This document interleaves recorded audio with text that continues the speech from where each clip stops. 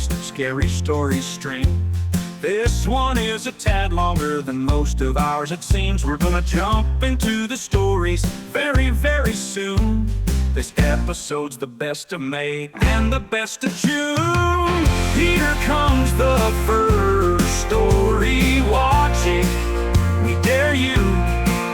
And the name of this first one here's I Saw Myself Turn Into a Werewolf. I saw myself turn into a werewolf.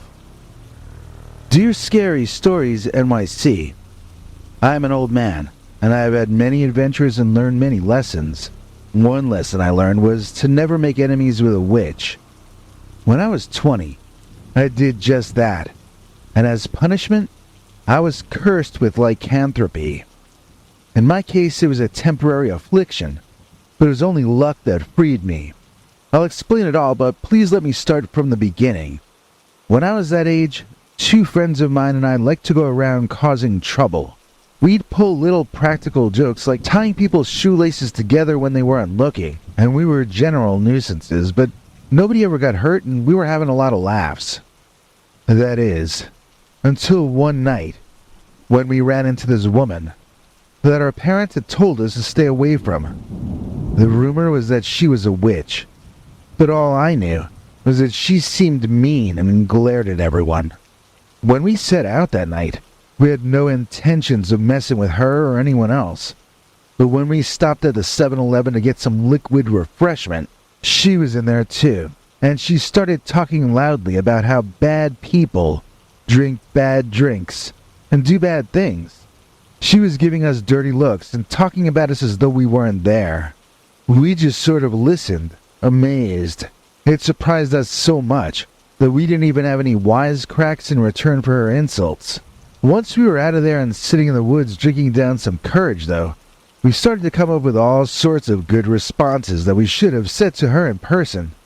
The more we thought about it, the angrier we got. And the more we drank, the bolder we got. And then one of the guys reminded us that this nasty witch, who had put us in a bad mood, lived right in the back of these same woods that we were drinking inside of. She was a 10-minute walk away, and then we could do something to get revenge on her. Before you knew it, we were tripping over roots and rocks, walking through the dark forest over to her house, trying to decide how we would get even. I said we should go throw rocks at her house so that she started thinking she had a habituated Sasquatch. The others didn't know much about Bigfoot, but they liked the idea of throwing rocks at her house, so that was what we did. So brave. Hiding in the dark, throwing rocks at a lady's house. Truly American heroes. Okay, so I'm not proud of that part. But she had started the fight. At any rate, the witch woman came out of her house, and she was saying stuff that I felt I could hear, but I couldn't hear. I mean, I felt as though I were understanding it, even though I wasn't understanding it at all. And then the next thing I knew, I was standing up from my hiding spot and revealing myself to her. When I did this, my 2 friends all scurried off into the brush to get away from me, like cockroaches when you turn the light on.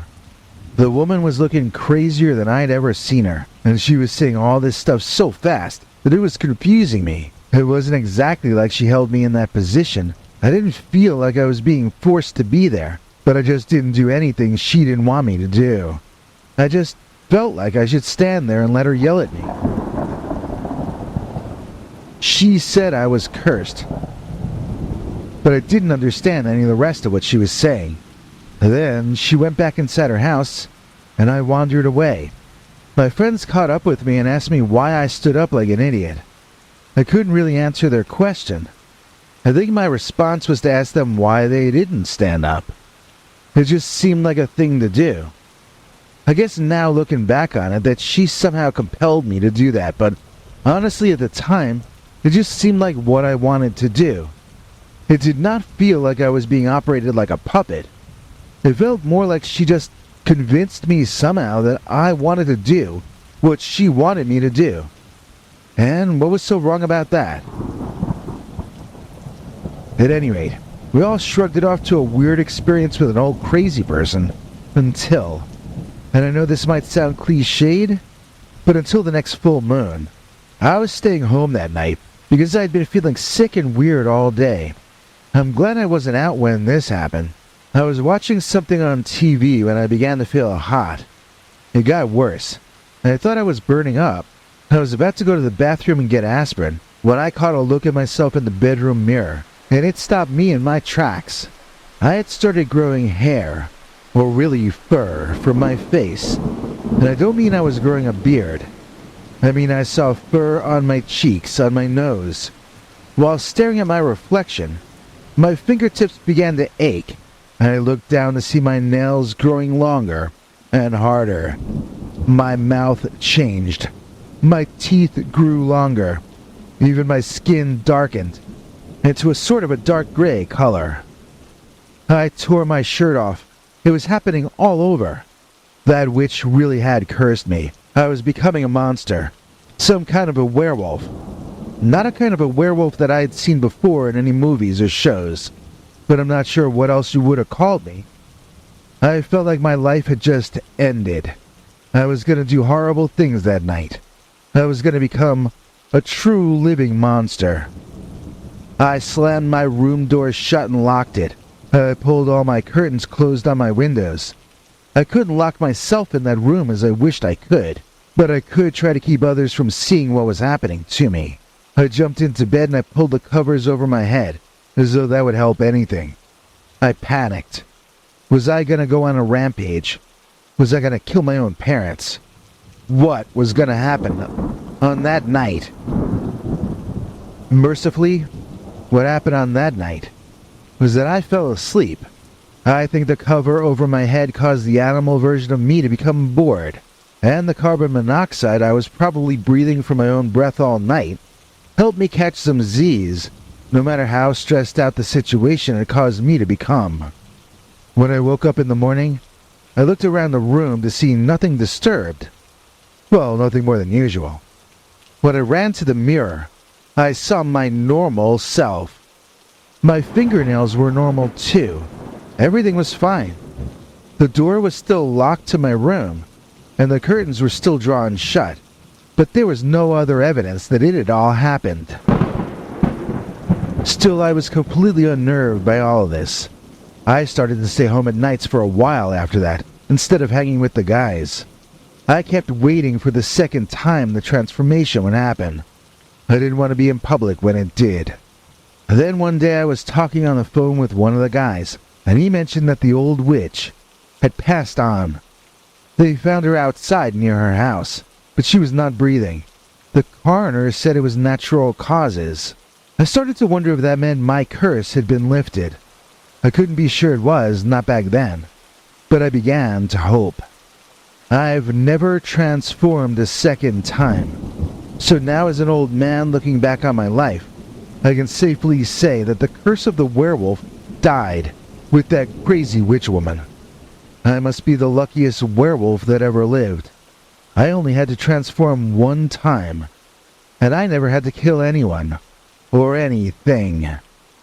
And that's my story of the time I saw myself turn into a werewolf. If you're an urban dogman, this shirt is for you. It comes in red, white, black, pink, and blue. If you're an urban dogman, put this on your chest. Let all the world know that you are the best. New Urban Dogman crew neck t-shirt. Link is in the description. This my story's wild, better put away your knife, 'cause the following tale is called Werewolf Licked My Sleeping Wife. Yeah! Werewolf licked my sleeping wife. Dear Scary Stories NYC, I had a sickening thing happen to me and my wife. All my friends tell me it was just a sleep paralysis event, and that I'm being overdramatic about it, but I've never experienced such a truly horrifying event before in my life. I fell asleep watching a movie, but no, it wasn't a horror movie. It was some old comedy from the 80s. I literally don't remember the name of it, and there were no actors I recognized in it. Some kind of romantic comedy, and I drifted off to sleep while it droned on. I fell asleep with the TV on, but I hadn't realized I was asleep when I saw the werewolf climbing out of the TV set. At least I assume I was sleeping when this event occurred, because this is what all my friends insist to me. It sure didn't feel like I was asleep, but they say that's how sleep paralysis works. I know the paralysis part is legit because I couldn't move my body at all, really. Well, that's not true. I could kind of move my head a little, and I could look around with my eyes. And what I saw was a werewolf, a hairy, man-like canine monster, and it was climbing out of the television screen as though my TV were a portal to another dimension. When it came out of the screen, it seemed to get larger in a way that shouldn't have been possible. I'm not even sure how to explain it. It was as though I were looking at it through some kind of forced perspective lens or something. It was unnerving, and I wanted to wake my wife and run from the room, but I couldn't. The creature only seemed peripherally interested in me. It was entranced by the form of my sleeping wife and walked up to her, sniffing her feet. I objected strongly, but no sound came from my mouth. I tried to scream my wife's name, but the creature grinned to see that I couldn't say a single thing, not even a whisper. The werewolf thing seemed to enjoy my torment as it continued to sniff at my wife's body, edging up slowly toward her face. I thought I was going to lose my mind as I tried to break free from this demon's hold on me. I had to protect my wife. That thing might bite her face off as she slept. I writhed in bed, feeling as if I were tied down. I know I was awake. I know my eyes were open. And I know I was struggling there on the bed. Those parts were not a dream. I was sweating profusely, and lying in a freezing cold pool of my own sweat there on the bed. It was uncomfortable in nearly every way. There was no possibility that this was a dream. I am told that I could be awake yet still dreaming, and that the werewolf was a waking dream. I don't know how that could be fake, but the room was real, my wife was real, my pool of ice-cold sweat was real. But the dogman sniffing my wife was supposed to be fake? How could that be? How could that be? So this creature made its way to my wife's face as I struggled mightily against my invisible bonds. It was sniffing her neck, and I thought my brain would explode in my head. I was about to watch it bite my wife's flesh and drink her blood. The disgusting creature licked her throat, and I thought I was gonna puke when it licked her face as well. I tasted vomit in the back of my mouth. Just then, there was a loud banging sound outside our room. I saw the dogman look up in shock, so he heard it as well. To me, it sounded like someone was running up our stairs from the ground level of our house. Someone big. Someone heavy. The wolf ran into a dark corner of our bedroom, and I shouted out, in here, to whoever that was running up the stairs. Realizing my paralysis was over, I jumped out of bed, hearing my waking wife behind me asking what was going on. I ran out to the hallway only to see absolutely nobody there. Looking back in the room and throwing the light on, I could see that the werewolf was also gone. I turned the stupid TV off before explaining to my wife what I just explained to you, telling her the whole story. She had a lot of questions, but I had a strong emotional need to search the entire house first, before I could calm down. I looked in every room, every closet, and I made certain that nobody else was in the house besides the two of us. I still couldn't sleep. I was still up for the rest of the night, but I needed to search every place before I could turn the lights out again and let my wife get back to sleep.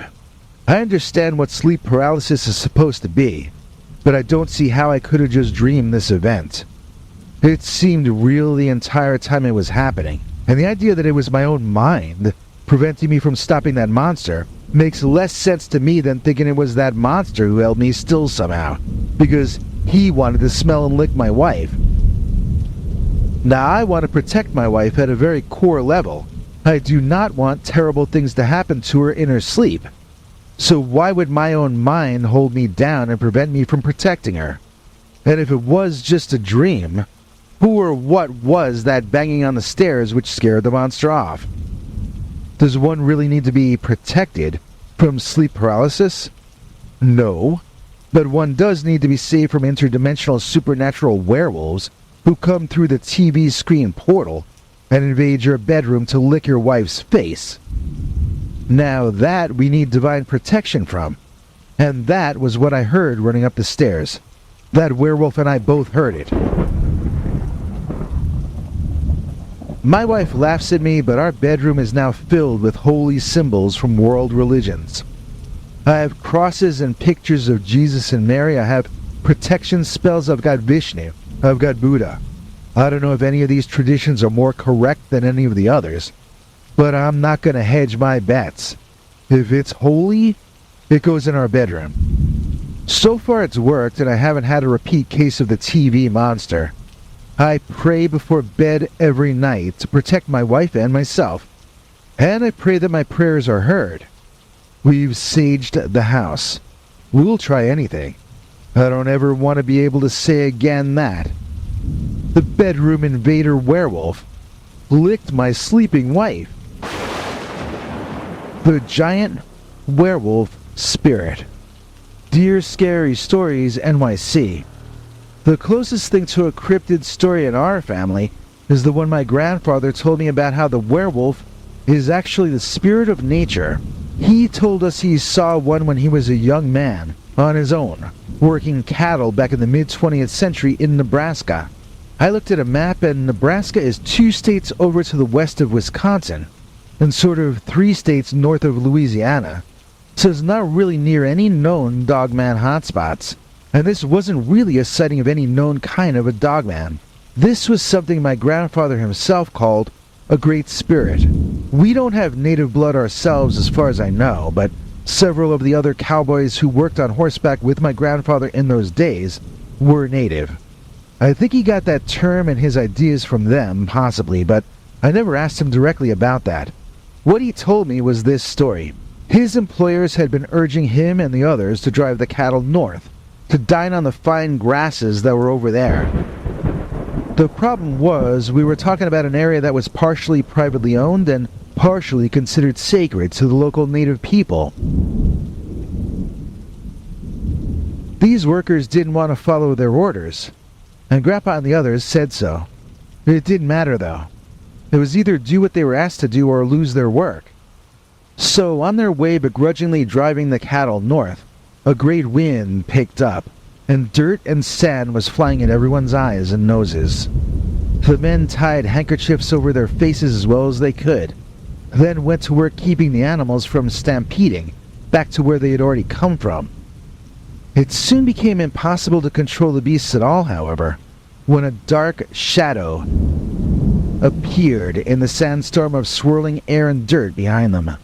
It was the shadow of a humanoid form, but much larger than any human that ever lived.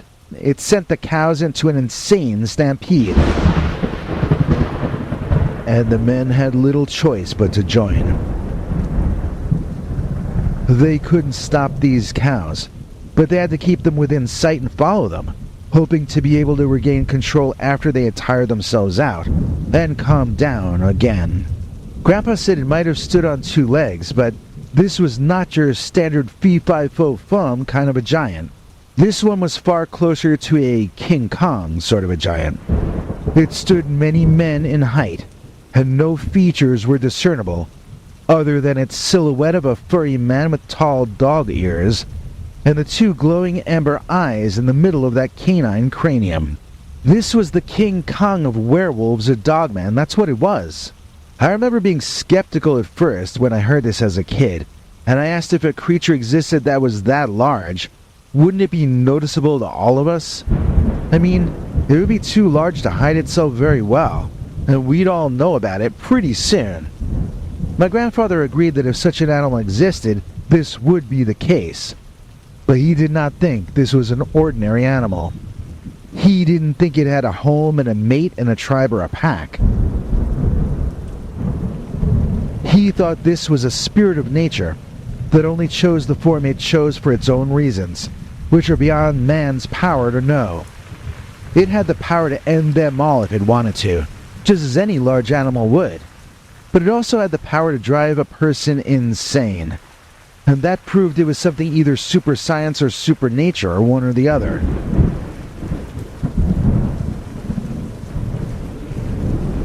You see, Grandpa said he sensed the herd calming down a bit and he attempted to ride faster and catch up to them. But then behind him, an ear-splitting howl erupted, which my grandfather described as the sound of hell itself. And then the men themselves went as insane as those cows had already gone. Grandpa told me he woke up lying face down on grass with amnesia for several hours before he started to remember who he was and what his job was. I asked if the cows were recovered and Grandpa said most of them were. I asked if he got fired and he told me no. All the men told their story to the boss and tried to quit, but the boss calmed them down and gave them raises to stay. The boss also never asked them again to drive the cattle into the turf of the great spirit of nature, who apparently appears in the form of a giant werewolf. Now this next story's old, it ain't nothing new. In fact, this one is called Burger Battle of 82. Yeehaw! Werewolves fight over food, aka the Great Burger Battle of 1982.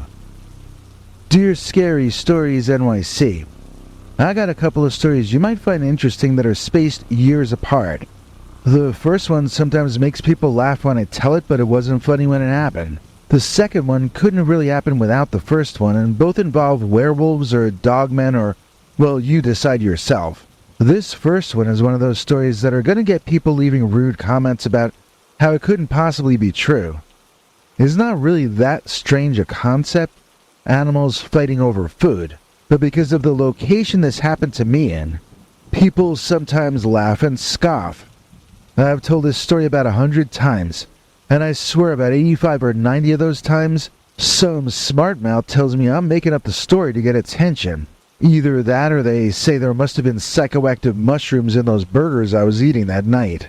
I'm hoping you do a good job with this first story so I never have to tell it again. If someone asks to hear my Dogman versus Dogman story, I'd be able to just give them the link to your video. So this was 1982. It was not a good year for me, but it was better than this year. I used to be able to afford to eat at Burger King in those days, so that was definitely a plus. The downside for me and my friends about 1982 this one night was that the parking lot of our local Burger King was full of burger-stealing vermin. The large kind. As in Dogman large.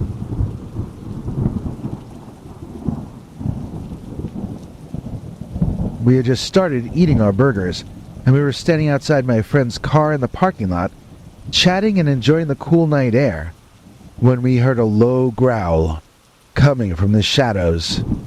At first we thought it was just some stray dogs rummaging through the garbage bins, but as the growls grew louder and more menacing, we knew something was off.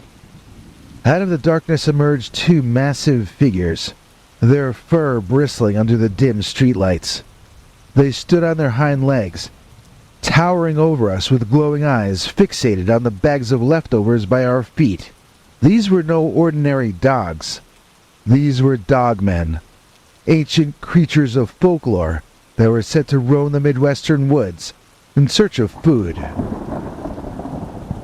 My friends and I stood frozen in fear as the dogmen approached, their large claws clicking on the pavement.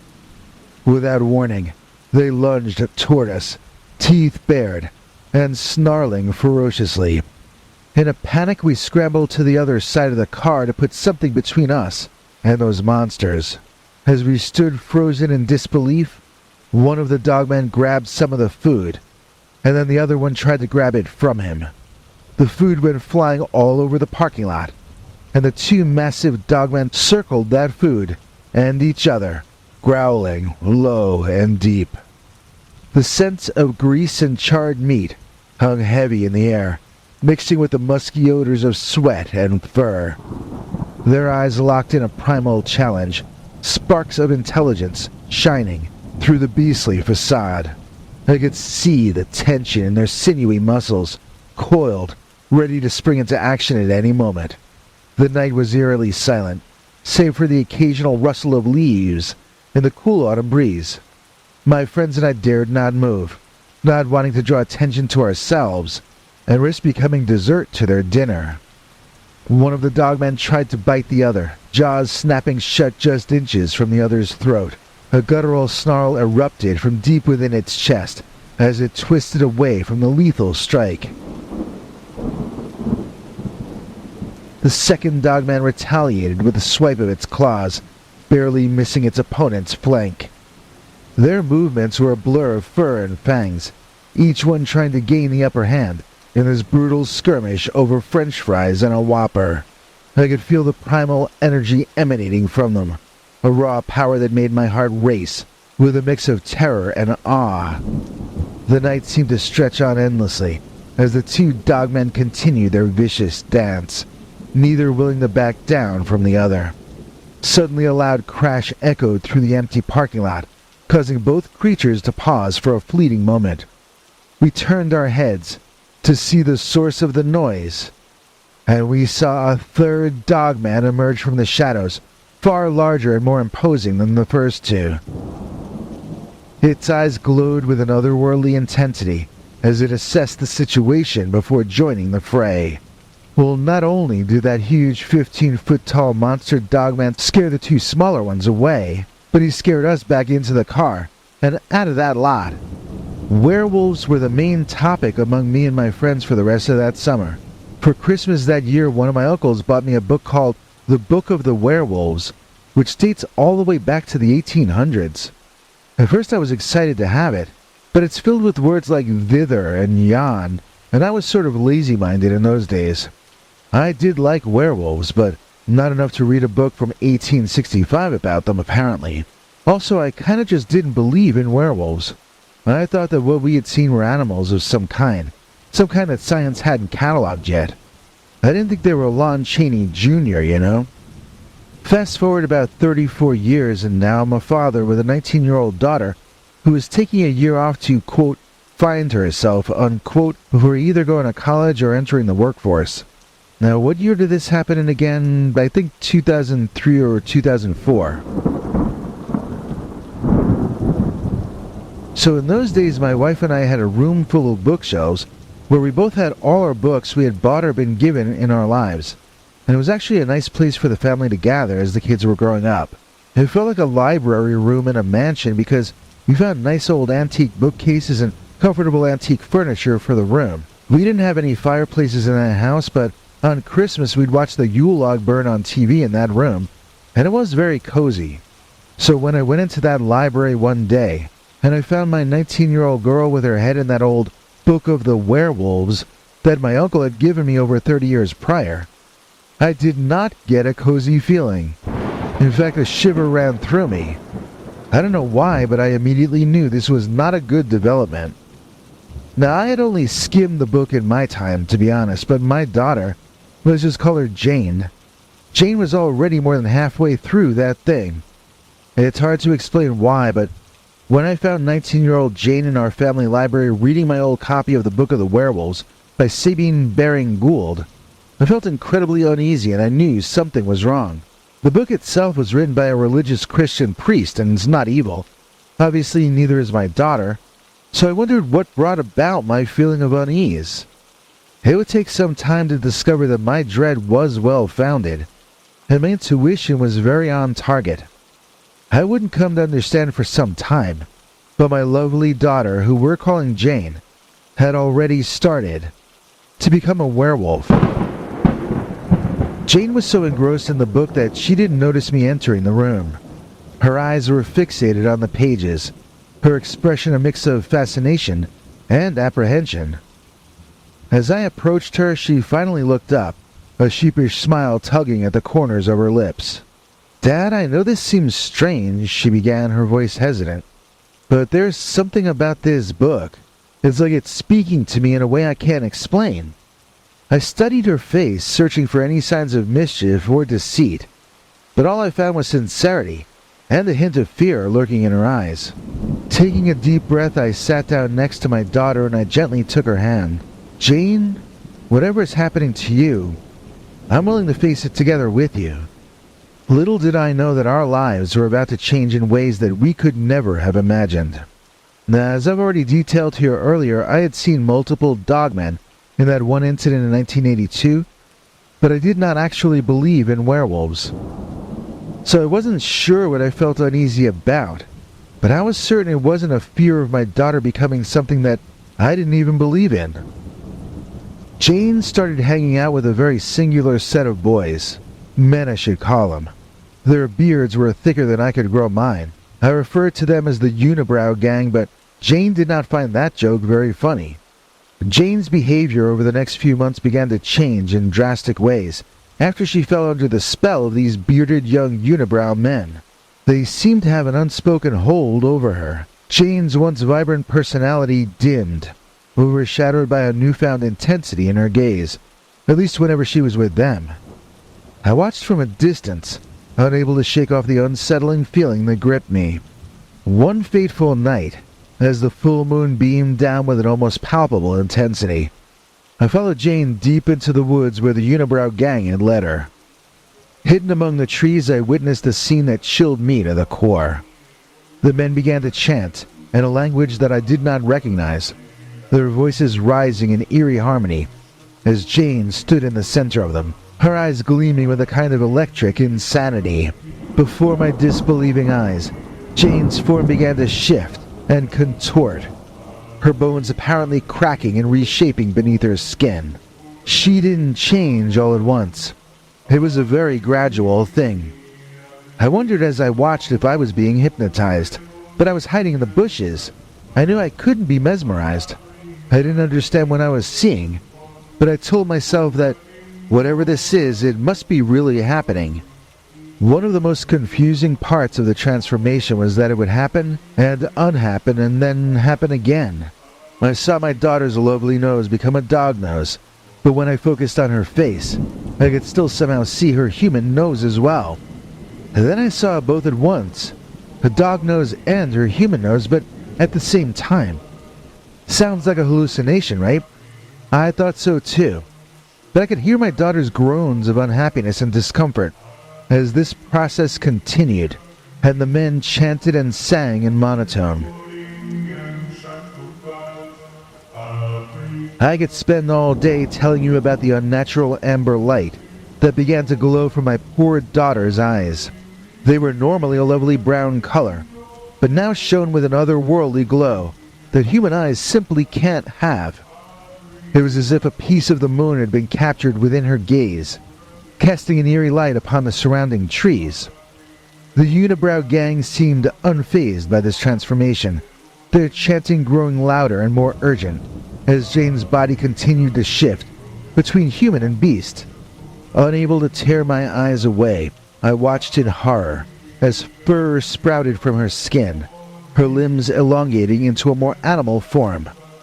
The men's voices reached a fever pitch, their faces contorted with a mix of reverence and hunger as they beheld the spectacle before them. The unnatural amber light that emanated from Jane's eyes seemed to pierce through the darkness of the woods, casting an eerie glow all around her. The chants of the Unibrow guys grew louder and more urgent, filling the night air with a sense of foreboding. Torn between the instinct to rush forward and protect my daughter and the overwhelming fear that gripped me. As Jane's transformation continued, her body elongated and twisted in ways that defied all logic. Fur sprouted from her skin, covering her in a dark coat that glistened under the moonlight. A snarl escaped her lips, no longer human, but a guttural sound like an animal might make. In a frightening convulsion, Jane grew a snout on her face, so that she began to look more like a demon from hell than the angel that her mother and I had raised. Slowly, incrementally, she was becoming a werewolf, a monster, and I could do nothing but watch.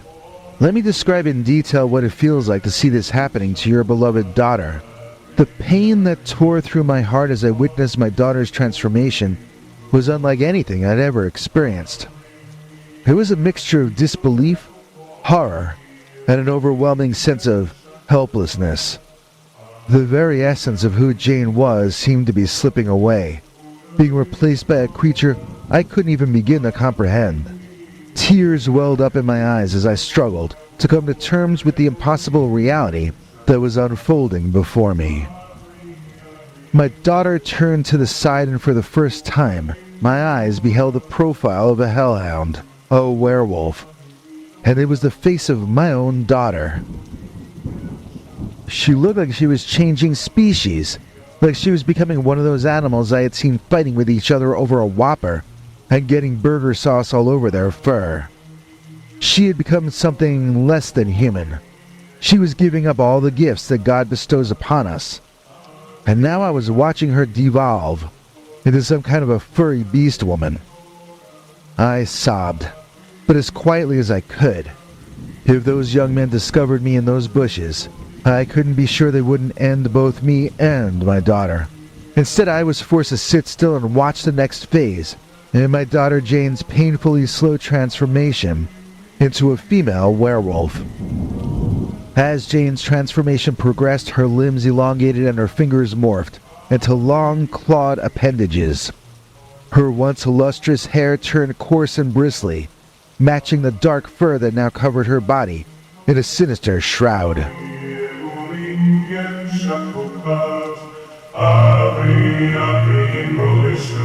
The unibrow gang's chanting reached a fever pitch, each syllable vibrating through the air, like a curse, binding my daughter to this monstrous fate. I wanted to scream, to run to her and hold her close, but I knew deep down that the Jane I had raised was no longer there.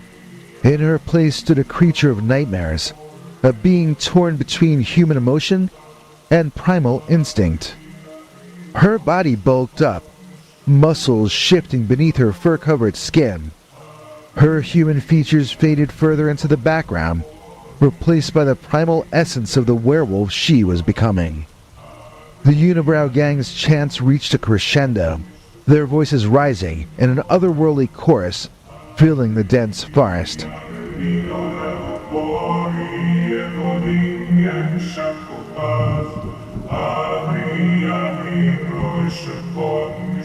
As the last echoes of the chanting faded into the night, a deafening silence fell over the clearing.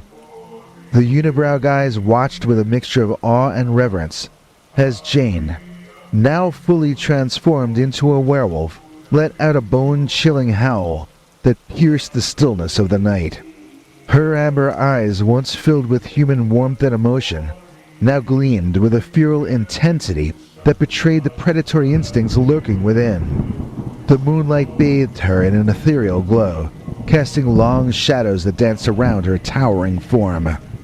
With each heaving breath, I could see the struggle within her, between the remnants of Jane that lingered somewhere deep inside, and the primal urges of the beast, which was now in control. The bearded boys fell to their knees in supplication, their faces contorted in a mix of fear and adoration.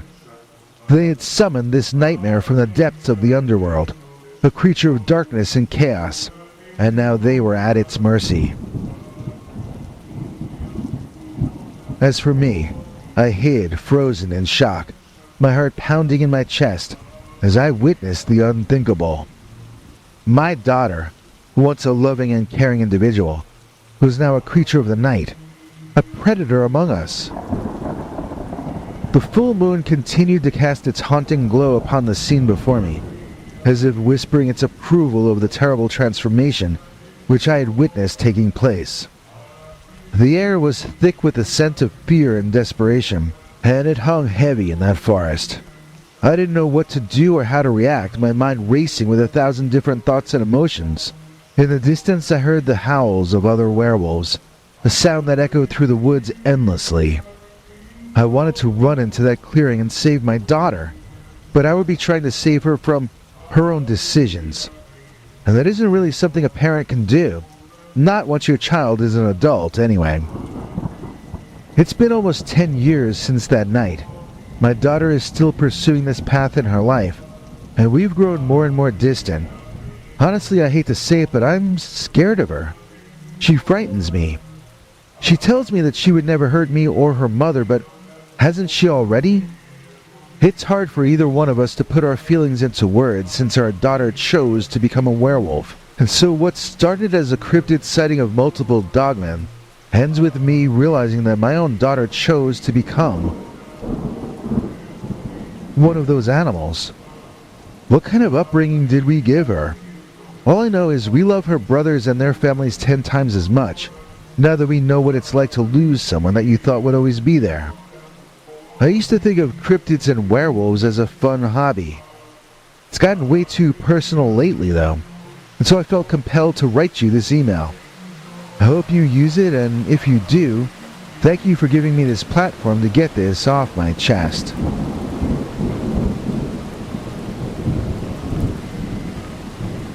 Hey guys, I hope you liked that, and thanks for listening this far. I want to say that I looked up this book that the guy is talking about, and it's a real thing.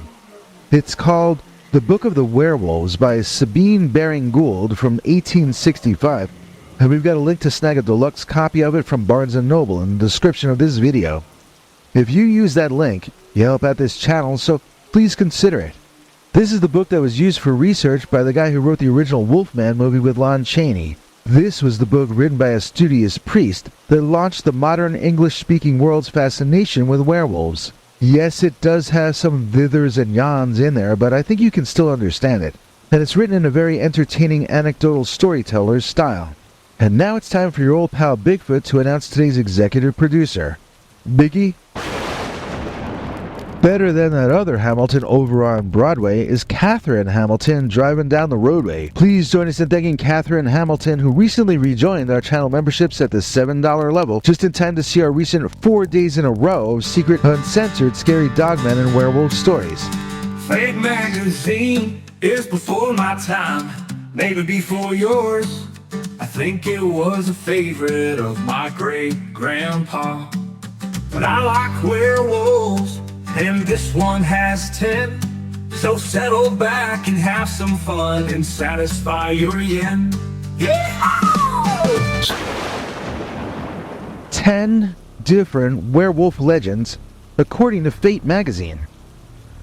Welcome to Scary Stories. Recently I came across a book from around a dozen years back that the old Fate magazine had put out. It was called Fate Presents Werewolves and Dogmen. It's mainly by the late Rosemary Ellen Guiley, but it has chapters by Loren Coleman, the late Brad Steiger, and other luminaries of paranormal publishing. There's a chapter where John Keel's friend Brad Steiger interviews Linda Godfrey, the author of the Beast of Bray Road book that sort of rebooted Dogman into the popular zeitgeist. I checked this Fate magazine book out, and as you can imagine, it had a lot of interesting stuff in it. There's one section in which they list off some creatures that they consider werewolves or werewolf related. Some of them are more like vampires or zombies when looked at from a modern perspective though. I narrowed the list down to 10 kinds of creatures, which I think most of us would still put in the shapeshifter category today, including werewolves. I'm going to go through these in alphabetical order for the most part, but it feels like I should start off with the most famous of the creatures on the list, no matter where that one falls in the alphabet. And of course, when you're talking about different kinds of werewolves here in the United States, you're always going to find this first type of critter way up near the top of the list. So number 1 is the loup-garou or the rougarou. The loup-garou or the rougarou came from the French culture into the Americas. Up in Canada, the term loup-garou is used, with the term loup of course meaning wolf, and garou being a derivation of an older French word garoule, which meant werewolf in that archaic version of the language. Interesting how close it is to the English word growl, which is certainly what a werewolf is reported to do. If you go back in history, you see French people who came over to America settling in the Louisiana area and creating their own dialect different from any other place on the planet. Down there in the New Orleans area, loup-garou got corrupted down to the slang term rougarou, but it means essentially the same thing, which is an intelligent werewolf. I'm betting that most of you out there listening to this probably know as much or more about the Lugaroo and the Rougarou as I do. Rosemary Ellen Guiley's Glossary of Werewolves has a take on the Rougarou that's a bit different from any that I've ever heard before, though.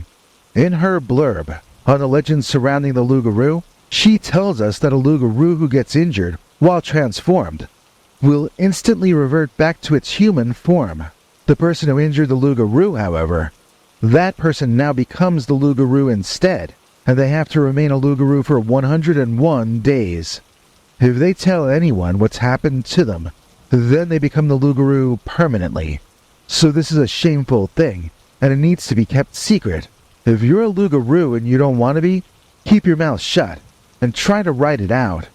If you tell even one other person about it, then you'll never be human again.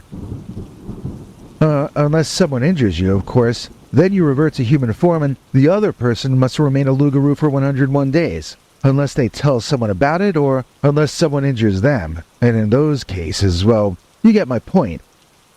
Have you ever heard that interpretation of a Lugaroo before? It's a new one on me. Please let me know in the comments how you define a Rougarou. I'd like to understand better how you guys see all this. Now that we've spoken about the Lugaroo, let's go back to the beginning of the alphabet, where we find our next shapeshifter, namely, number 2, Buddha, the Ethiopian hyena man. In ancient Ethiopia, talented potters and ironworkers were regarded with such respect and awe that many felt they had the power of the evil eye. That is, the power to end your life just by looking at you.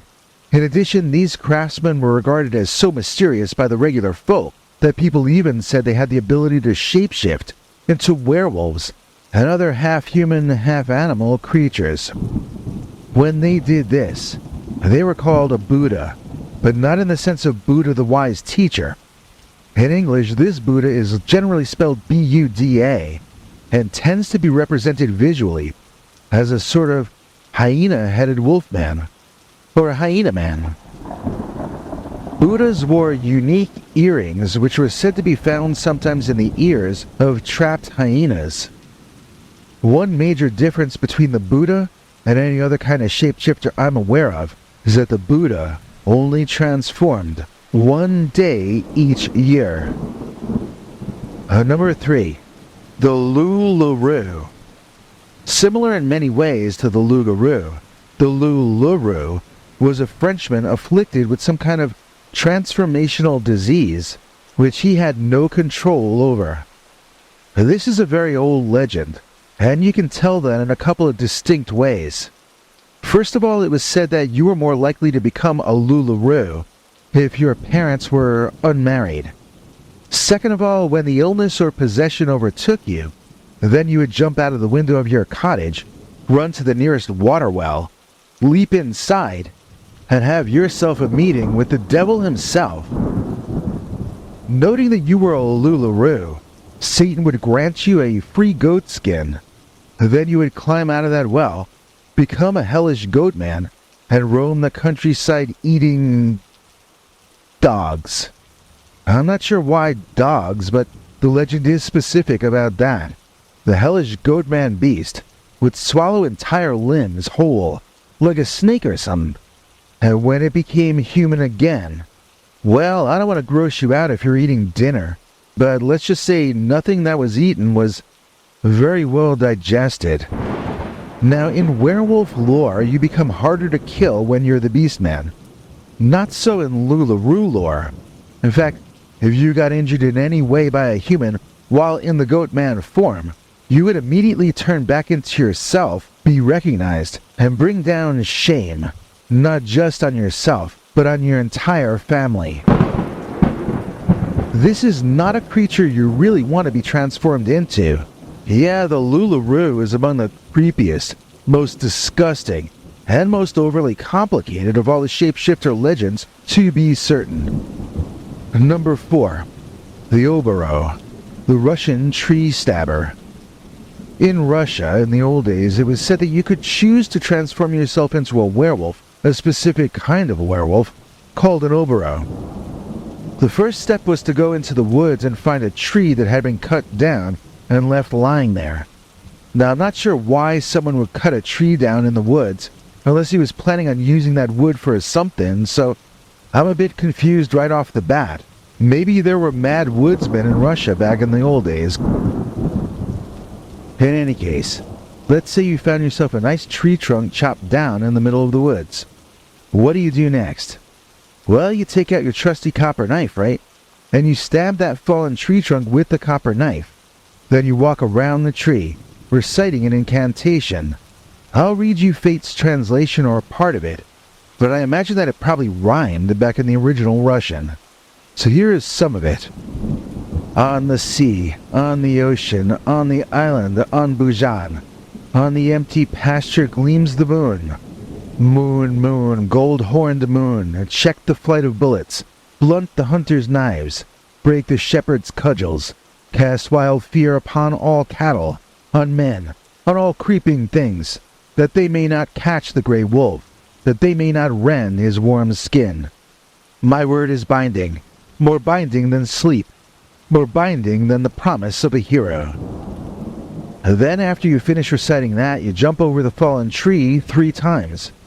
If you're not a werewolf by this point, I don't know what to tell you. But if it works and you find yourself transformed, you are then free to run off into the woods and, do the werewolf thing.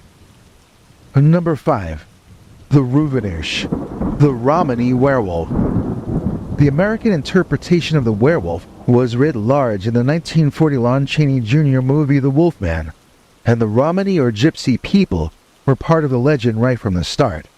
So it shouldn't come as any surprise that there is in fact a werewolf in the Romany legend or lore. It's called a Reuvenersch, and in fact it's a lot like how we now see a werewolf.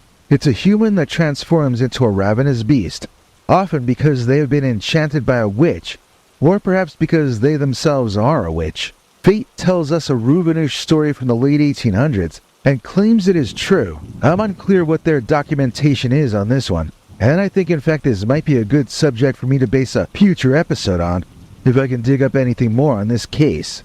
Here's a summation of the version Fate gives in this book, which we'll have to do for today. Remember, they claim this is true. There was a poor fiddler named Kropon. He was a real man. He existed in history and was not fiction.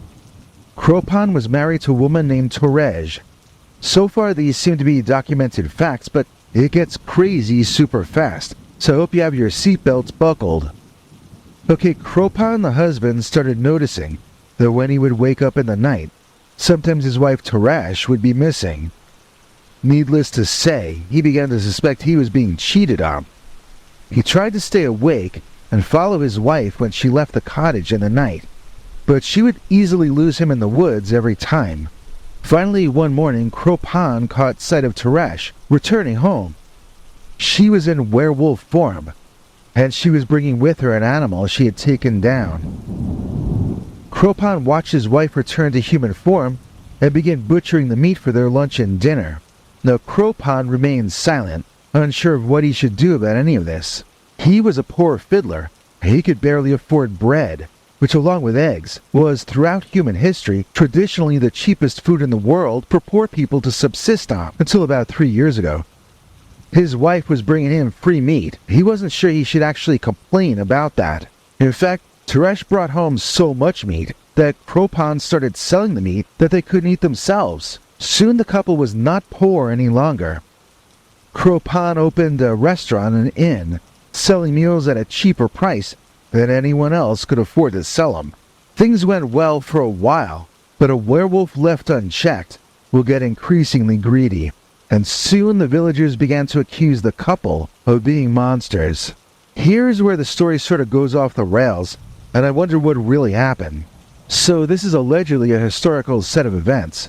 It's just that what is supposed to have happened to Kropon and Torej doesn't really sound possible to me. According to Fate, a priest performed an exorcism on the couple. When he splashed holy water on Torej, she is said to have screamed and, disappeared. Yeah, really.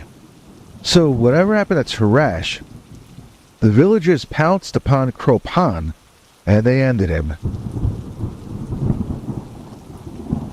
This part is historical fact, because two men judged to have been ringleaders in ending the life of Crow Pond were in fact imprisoned and later released in 1881. This is a matter of historical record. To me, it kind of seems like maybe some other businessmen got angry at the success of Crow Pond and his inn, and maybe they concocted a story of werewolfism in order to get rid of their competition. It does seem to be true, sadly, that in every single era, those who can't actually compete will just accuse their opponents of terrible things, instead of offering people a better choice. Number 6. The Vilkasis. In Latvian or Lithuanian lore, a male werewolf is a Vilkasis or Vilkasis, and a female werewolf is a Vilkatis or Vilkatis. They have different ways of becoming a werewolf. In fact, the males seem to have 5 different ways of making it happen. First, you can use astral projection to leave your body and run with the wolves. Now, that's not tangible enough for you. Then you can try being cursed and physically transforming into a werewolf. If that seems a tad extreme, you could try committing some sins. That might turn you into a werewolf, but it might also get you cursed. The 4th way would be to don a wolf skin and recite incantations or charms and try to change yourself by yourself. If all those fail, the 5th and final way that fate informs us that a man can become a Vilkasis werewolf is for you to venture out into the woods and find yourself a tree whose top branches have somehow curved back and grown back down into the ground, forming an archway. Now, I'm not sure, has that ever happened in nature? Is that a common thing in Lithuania? At any rate, if you can actually find such a tree, stand in the natural archway it creates, and you may turn yourself into a Latvian werewolf. But not if you're female. If you're a Lithuanian lady looking to become a lycanthrope, what you're gonna have to do is take off all your clothes. Hey, this isn't me saying it, it's the late Rosemary Ellen Guiley, okay? She says you take your clothes off and you hide them. And then, you are a Vilkatis or a Lithuanian werewolf. Please note I have no illustration for this part of the story. By the way, ladies, if anyone finds your clothes while you're the werewolf, and if they so much as touch them, then you will be cursed to remain in wolf form for as long as 9 years. So hide them outfits well, my friends.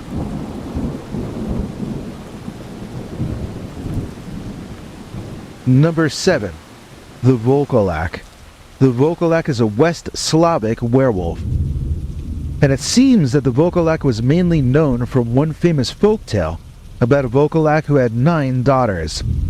All the daughters were kind and cared for the father, none of them understanding that he was a werewolf, except for the youngest one, who was the smartest. The Volkolak went into the woods with an axe and began to chop wood. Concerned for him, the kind but unintelligent daughters went into the woods one by one to bring their father some food. Well, the evil Volkolak werewolf ate their meals all right, and then he chopped up the girls, roasting them for food as well. Each daughter, one by one, meets the same fate until the youngest one arrives and pushes her evil, murderous father into the pit her sisters had already been thrown into. The werewolf then chases his own daughter through the woods furiously.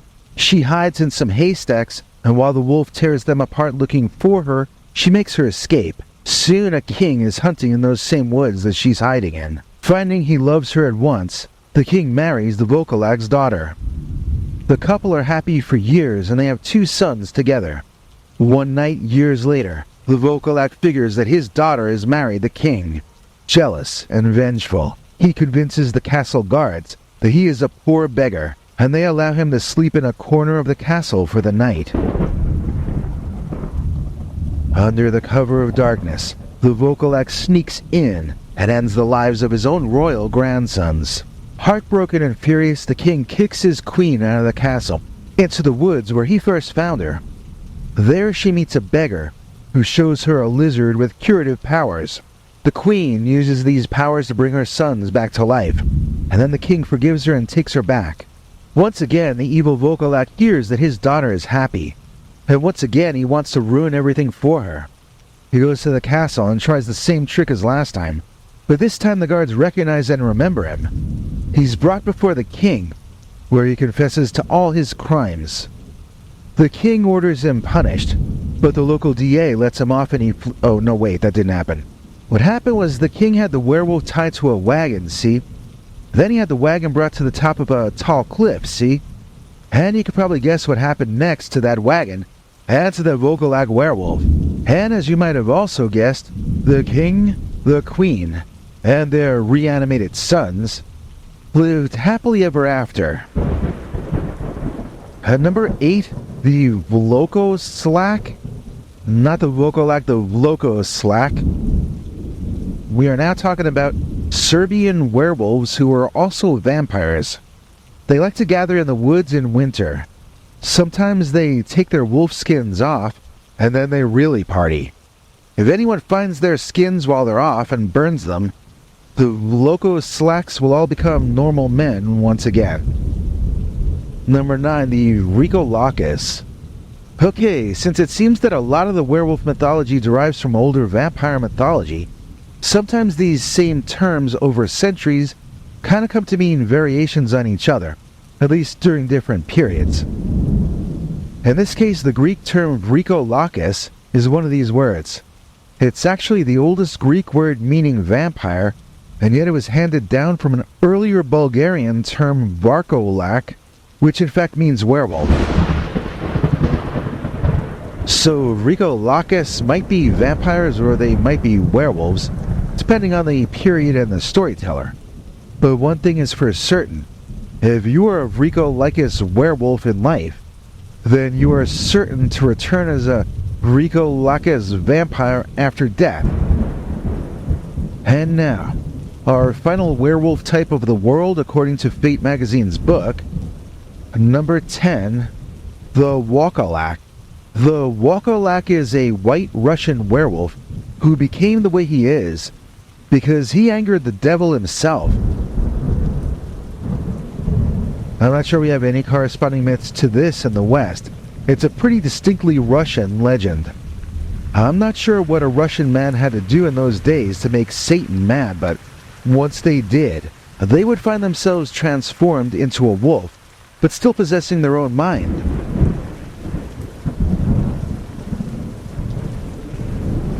Their family would recognize them and would attempt to care for the Wokolak, but the poor cursed soul was forced to live according to his now wolfen nature. As a consequence, he would shun the safety provided by his loved ones and leave to go wander the woods, living the life of a wild animal, always on the go, always facing the danger of being done away with by your new worst enemies, the human race you had once belonged to. So, that's it. Like I said, I left some out that were really just vampires or zombies, but I find it interesting how all three legends seem to have always been tied to each other, going way back into prehistory. If you would like to get your hands on this book, it is still around on the interwebs and you can still buy it. If you use the link we've provided in the description of this video, then you can also help this channel out while you're doing so. Speaking about helping the channel out, that's what our executive producer tonight certainly did. Please join us in thanking Sabrina Midkiff for donating to this channel using the handy thanks button located under each of our YouTube videos. That money goes directly to food and necessities, trust me, especially these days. Sabrina, if you would like to get links to some of our secret uncensored episodes, email us at our scarystoriesnyc@gmail.com and we'll send them back to you. You can also become a channel member and get access to fun perks, like the 4 secret shows we dropped in 4 days in a row last week. The United States of cryptids, that's where we folks stay. And I wouldn't want to have it any other way. Were-eolves. This is Greenbrier State Park in Maryland. Our episode begins here because one of you guys out there sent me a very interesting account of seeing a strange canine creature in these very woods that you're looking at. We're going to listen to the story that he or she sent me, then examine a local set of legends and physical landmarks, that might possibly explain what this person experienced. After that, we're going to use this cool and relatively new book I just discovered called The United States of Cryptids by J.W. Ocker as our travel guide to discovering all the other kinds of dogmen and werewolves known of here in the U.S. There was one I never even heard of before, so stick around and see how many of these American werewolves you're already familiar with, or not. I should say I received this next email about 3 months ago, and I've tried to write back to this person and get some questions answered. Nobody ever wrote me back, so I'll just read you the meat of the letter anonymously, as they requested I withhold their name in their initial instructions. I'm going to call this one, "The Werewolf Drove My Brother Insane."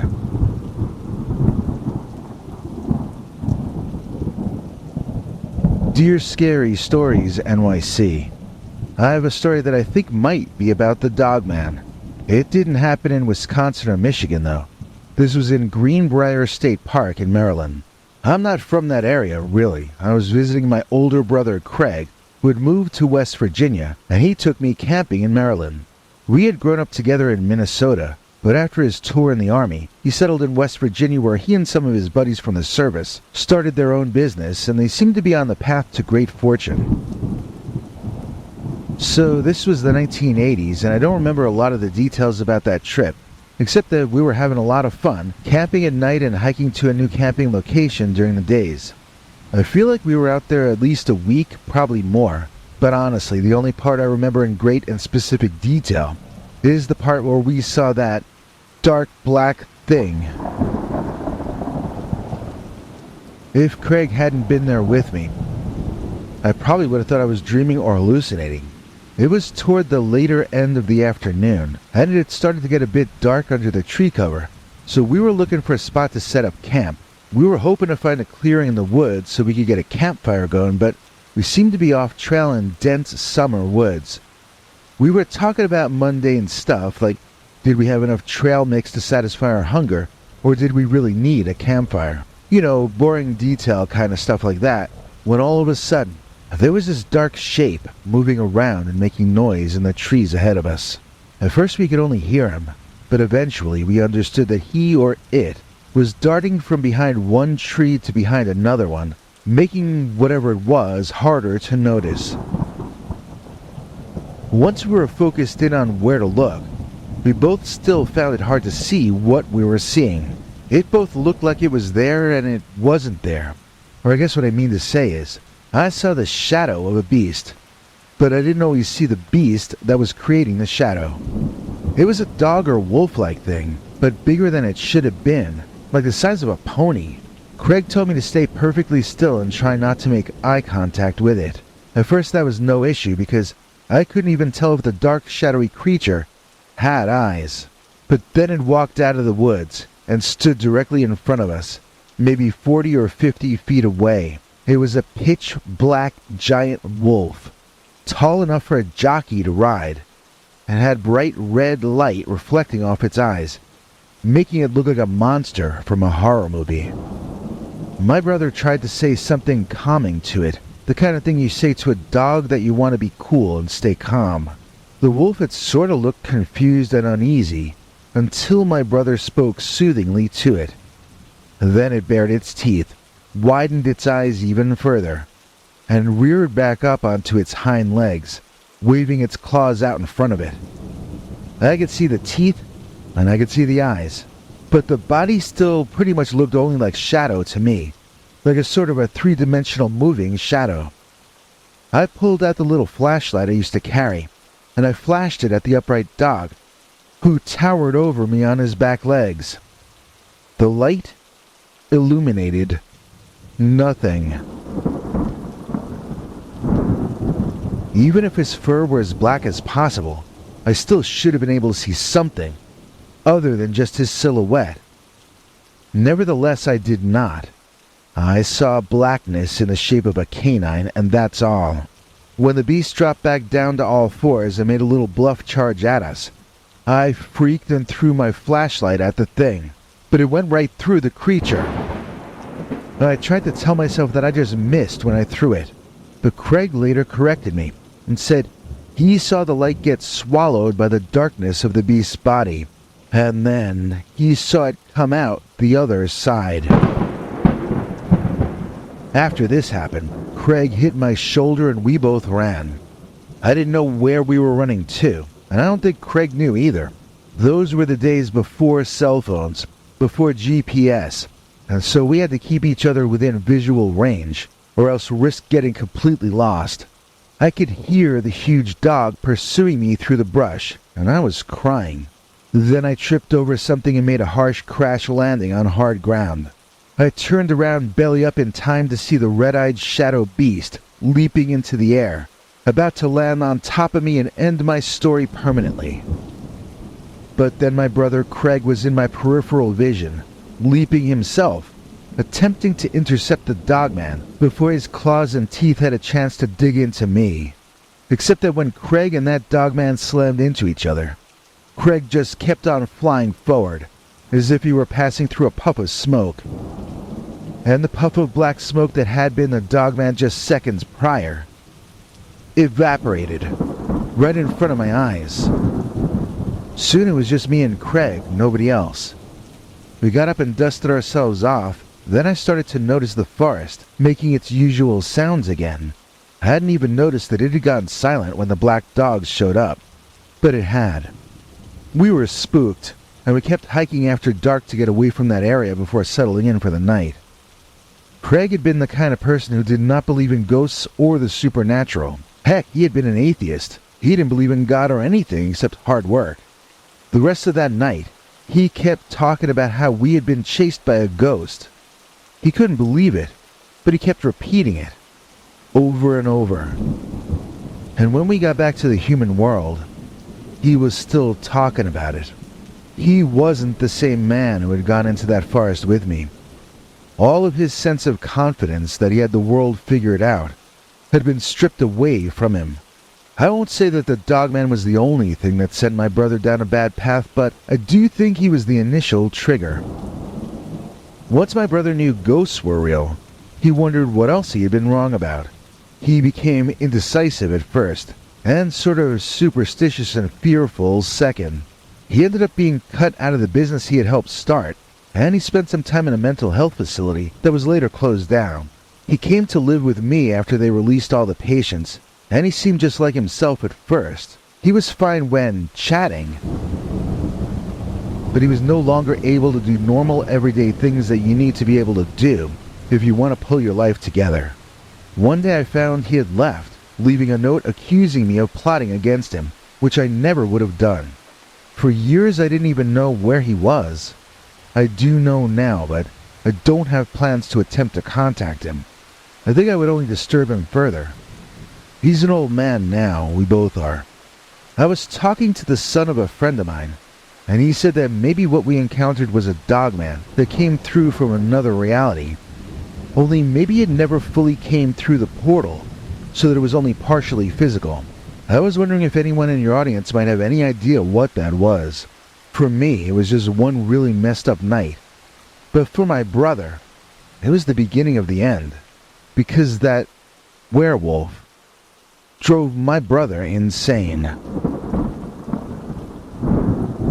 Well, what do you guys think? I know I have some things to add here because I've recently been reading this book called The United States of Cryptids, A Tour of American Myths and Monsters by J.W. Ocker. And it has a chapter about a shadowy ghost-like dogman that's from West Virginia and Maryland. There's even a roadside plaque up speaking about this particular cryptid.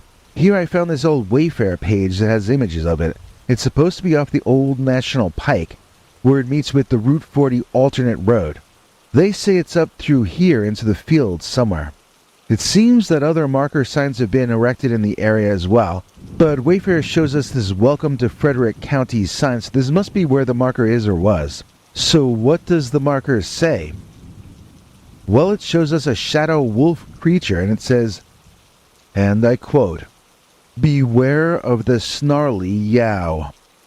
Legend has it that the shadow of a black dog used to prowl the heights of South Mountain. One night, a huntsman, famous as a sure shot, encountered the beast. He aimed and fired his rifle. The shot went right through the animal with no effect. He fired again and again, each shot passing through the shadowy beast. Finally, overcome with dread, the huntsman fled. Those would be good lyrics, right? So now, where is this sign marker relative to the Greenbrier State Park where the alleged incident in this story took place? Let's look on Google Maps. See, here is the approximate location of the marker I just read. Let's pull back and ask for directions from the marker to Greenbrier State Park. Okay, see what I mean? 11 minutes to the north of the Snarly Yow sign is the park where this alleged incident is supposed to have taken place. I made this connection because the roadside marker is mentioned in this newish book that I'm reading. Well, it's from 2022, so in terms of cryptid books, that's pretty new. According to the author Ocker, the Snarly Yow is a legend that goes back to the 1800s. Apparently, this big black dog, much like Black Shuck from the olden days, guards the main road through South Mountain in the Blue Ridge Mountains, and has been seen for hundreds of years throughout this area. He's claimed by West Virginia and Maryland both, and some say he haunts parts of Pennsylvania as well. The author quotes a female author who lived in the region referring to the Snarly Yow way back in 1882, using all these fancy old-timey words I'm not sure I can even pronounce. The sign I showed you is with other signs detailing the history of the region. In fact, alternate Route 40, believe it or not, was originally the first federally funded road in the entire country, connecting Maryland with Illinois for the first time. So the Snarly Yow is a legend that goes all the way back to the dawn of this country. Yet some of the reports of him are really not all that old. One true event that gets repeated claims a man in 1975 was walking on what is now the Route 40 alternate as it cut through the woods. Suddenly an immense black dog was in front of him on the road. Now get this next part. The man said he threw rocks and sticks at the canine, trying to get it to clear off the road and give him space to walk. The objects went right through the dog, as though he were made of smoke. In a 1989 article in the Washington Post of all places, another mid-1970s Snarly Yow experience was referenced. Apparently a couple driving in the night thought they had run over the large dog as it appeared in the road before them. When they stopped the car and got out to try to help the dog, they couldn't find it on the road, and they saw no evidence that they had hit anything. Yet they had experienced an impact while inside the car. You know, this book is especially interesting because the author has been to all these locations. He spent years legend tripping, going to all the places where monsters are supposed to have been. He's been to the TNT area in Point Pleasant. He's been all over. He even got Loren Coleman, who he interviews in the book, to write the foreword to it. Of course, as soon as I got my hands on the book, I started looking up all the Werewolf and Dogmen stories. Let's go down the list of them all and see if you know all of them.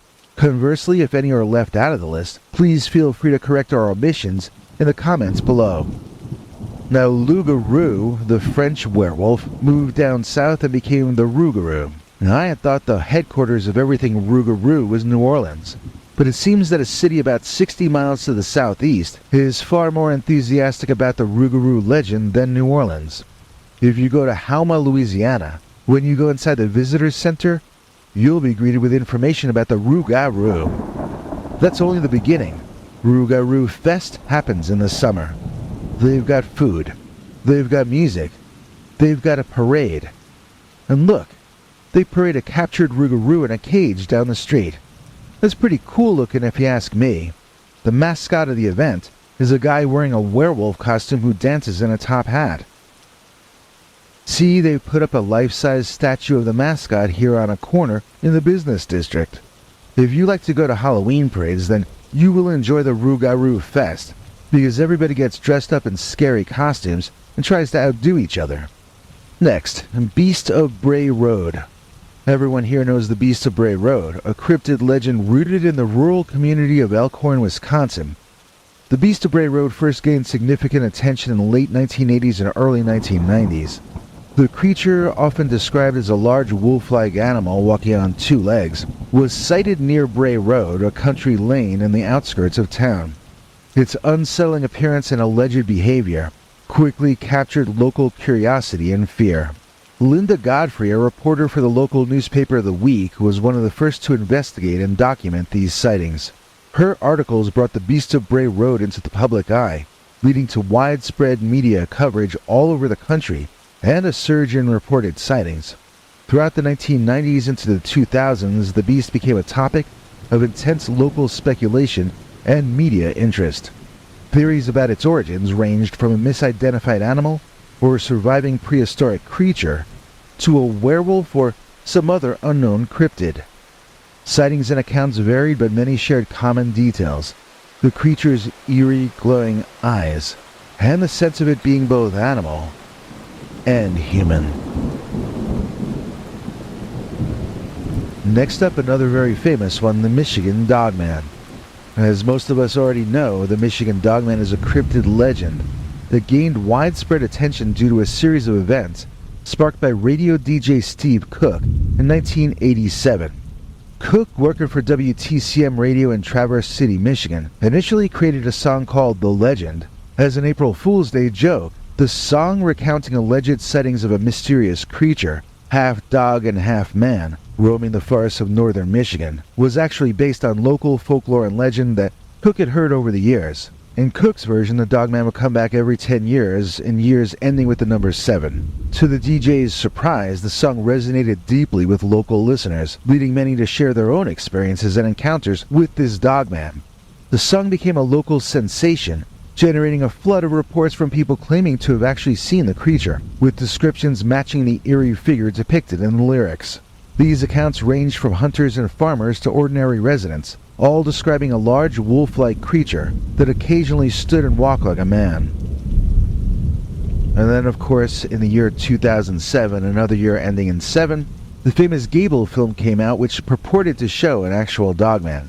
Of course, it was another hoax done in conjunction with that same DJ. To finish off our mangy menagerie today, we need to have at least one woman, right? And in this case, we've got the Wolf Woman of Mobile, Alabama. Seems way back in 1971, one of the strangest cryptid reports to ever make it into a newspaper got printed. The Mobile, Alabama Register reported on April 8th of that year that they had received over 50 calls from people in and around Mobile, claiming that a creature that sort of resembled a topless woman with a wolf body had been terrorizing the people of a neighborhood that was then known as Africa Town but is now known as the Plateau. Apparently this was not just one isolated sighting. It was something that was happening for a couple of weeks to these people, and nobody was helping them deal with the bizarre situation. Looking at Google Maps, it seems that in modern times there are some blocks that look nice in that area, while others look pretty desolate there now, almost like Chaldean Town in Detroit. But I don't know what the area was like in 1971. I also noticed that they are located right next to some undeveloped swampy land. So maybe what they were seeing was some kind of a strange wild animal, or maybe even a wild human. The author also tells us that the report centered around Davis Avenue, which is now called Dr. Martin Luther King Jr. Avenue in Mobile. Now that's not actually in the Plateau neighborhood though, that's a bit further inland. So what were people telling the police and media that they were experiencing in 1971? One teenage boy is quoted in the Register as saying that the wolf woman chased his daddy home from the marsh. I wonder what marsh. Certainly he's referring to some part of the swampy area I was just referring to.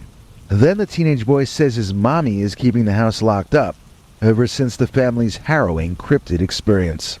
Now to me, the oddest part of this entire story is not that these people said they were chased by a creature that was half woman and half wolf, nor do I think the strangest thing is that they said she was covered in hair. No, to me the strangest part of this story is that she was reported to be pretty. I wonder what pretty means in this context. Well, the Mobile Register was wondering the same thing in April of 1971, so they assigned an artist to draw a composite witness sketch of the monstrous maiden. And this is that drawing. I feel obliged to point out that none of the witnesses reported her walking on all fours like a dog, the way she's shown here. She was like a werewolf woman walking on two legs, with a hairy werewolf body, but a human face. However, this image is pretty awesome, I have to admit. I mean, maybe this was just some hippie girl who wanted to live in the swamps, and was attracted to the local men living on the plateau. And she started following them home and getting the local women all unhappy, It was 1971, you know. That was prime time for hippie women who didn't like to shave. I'm old enough to remember. My Aunt Nancy used to date a guy named Fudgy, who was in a band called Mandrill. That could have been my Aunt Nancy in that swamp for all I know. She did have the long Morticia Addams hair like that, so who knows. One thing I do know is that we've got a link in our description for you to snag yourself a copy of the book The United States of Cryptids, A Tour of American Myths and Monsters by J.W. Ocker. If you use that Barnes & Noble link, you get $2 off the price of the hardcover, and we get a small commission from each sale, so you'd be helping out the channel as well. Speaking of helping out the channel, that's what today's executive producer has done. I'm speaking of none other than David Rollison, who joined our PayPal subscribers club at peterbernard.com and gets to see our secret uncensored members-only stories, which we are hoping to put out 2 new episodes of this weekend, if my voice holds out. I've been discovering the upper limits of how many stories I can read lately, and it's not as many as I had hoped. However, I have managed to record over 25 hours of archived secret stories, in addition to the 4 new ones each month, and anyone joining at $3 or higher can gain access to all of it. There are other perks too at higher levels.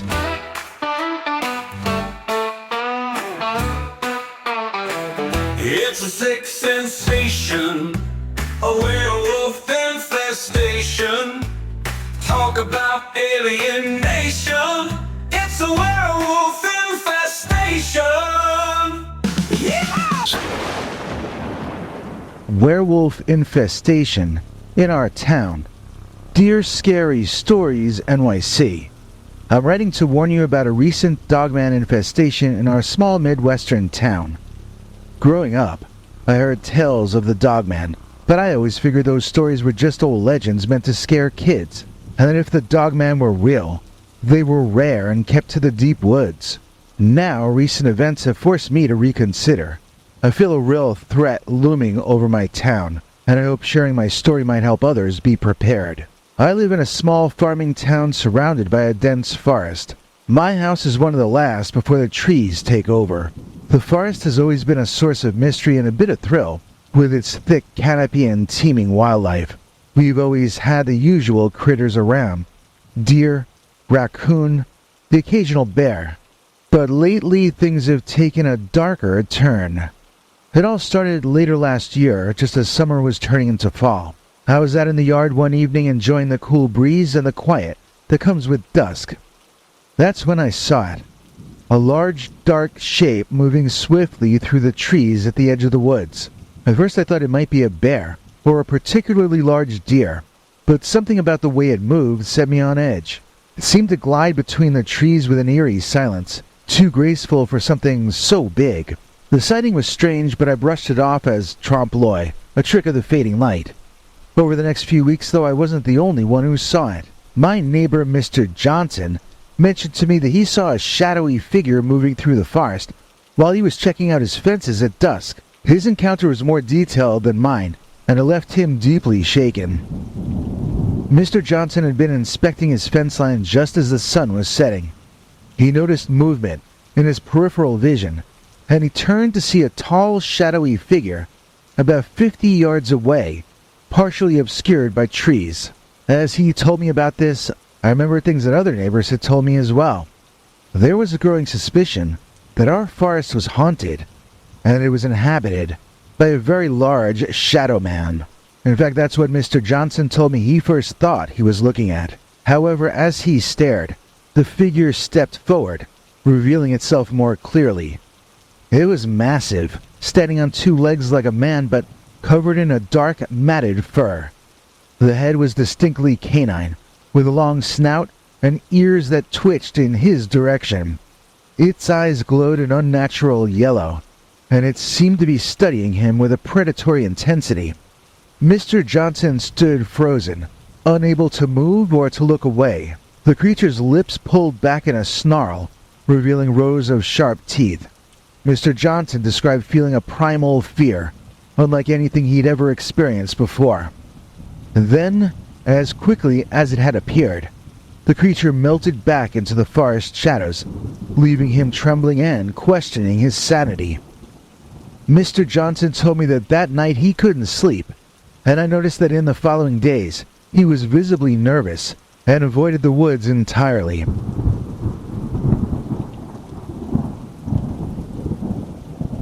Another neighbor's son, named Timmy, had his own chilling encounter. One late afternoon, Timmy was playing near the edge of the woods when he saw what he first thought was a tall shadow cast by the setting sun. As he watched, though, the shadow seemed to detach from the trees and take on a more defined shape. Standing there, perfectly still, was a figure with the body of a man, but the head of a wolf. The eyes, glowing a sickly yellow, were fixed on Timmy. He described how the creature's eyes seemed to bore into him, making him feel nauseous, and as if he needed to go to the bathroom immediately. Terrified, Timmy turned and ran home as fast as his legs could carry him, leaving his toys scattered behind. As the weeks passed, these sightings became more frequent and more alarming. Almost every evening, as the sun dipped below the horizon, the dark figures would emerge from the woods. They no longer clung to the shadows, but walked around brazenly, as if assuming no one would dare challenge their presence. These creatures, with their fur-covered bodies and long dog-like snouts, seemed to be a twisted blend of human and beast. Their howls, echoing through the night, were unlike any animal I had ever heard. Deep, guttural, and filled with an unsettling intelligence. My curiosity got the better of me, and I began researching these creatures online. I found stories and legends of the Dogman, a creature said to haunt the forests of the Midwest. Descriptions matched what we'd seen. Upright walking, humanoid canines, with glowing eyes and a feral nature. The Dogman was often portrayed as elusive and rare, but it seemed that here, in our little town, they were becoming a real problem. The Dogman legend seems to date back to at least the early 1800s, with sightings reported by early settlers and Native Americans. Stories described a large wolf-like creature that could stand on two legs, roaming the forest and occasionally terrifying those who ventured too close. Some tales spoke of the Dogman as a guardian of the woods, while others described it as an evil entity. Over the years, sightings became more sporadic, often dismissed as folklore or misidentified wildlife, but the descriptions we found online matched our experiences. Tall, fur-covered creatures with glowing eyes and a sinister presence. It was both fascinating and horrifying to realize we might be dealing with something out of legend. One evening, my neighbor Mrs. Anderson shared her own terrifying encounter with me. She'd been out in her garden at dusk when she had the fortune or misfortune of seeing one of the creatures up close. She described it in detail. Nearly 7 feet tall, covered in dark fur, with a wolf-like head and long muscular limbs. It had stood there, watching her, with those glowing eyes, before disappearing back into the woods. Her description sent chills through me. It matched my own experience nearly exactly. My most frightening encounter happened just a few nights ago. I went out to the barn getting ready to lock up for the night, when I heard something moving behind me. Turning, I saw one of the Dogmen standing in the open doorway, silhouetted against the fading light. It was massive, easily towering over me, with long clawed hands that flexed, as if ready to pounce. I froze, too terrified to move, as it watched me, with those eerie, glowing eyes. In a sudden, almost casual motion, it reached down and grabbed a handful of dust from the barn floor, throwing it into the air in front of me. The dust cloud obscured my vision, and by the time I blinked it away, the creature was gone. It had slipped out the back door with a speed and stealth that left me shaken. I stumbled back into my house, locking the doors and windows, my heart racing. That night, sleep was impossible. Every creak and groan of the house set my nerves on edge, and I kept a wary eye on the windows, half expecting to see those glowing eyes staring back in at me. As days passed, these sightings grew more frequent and more disturbing.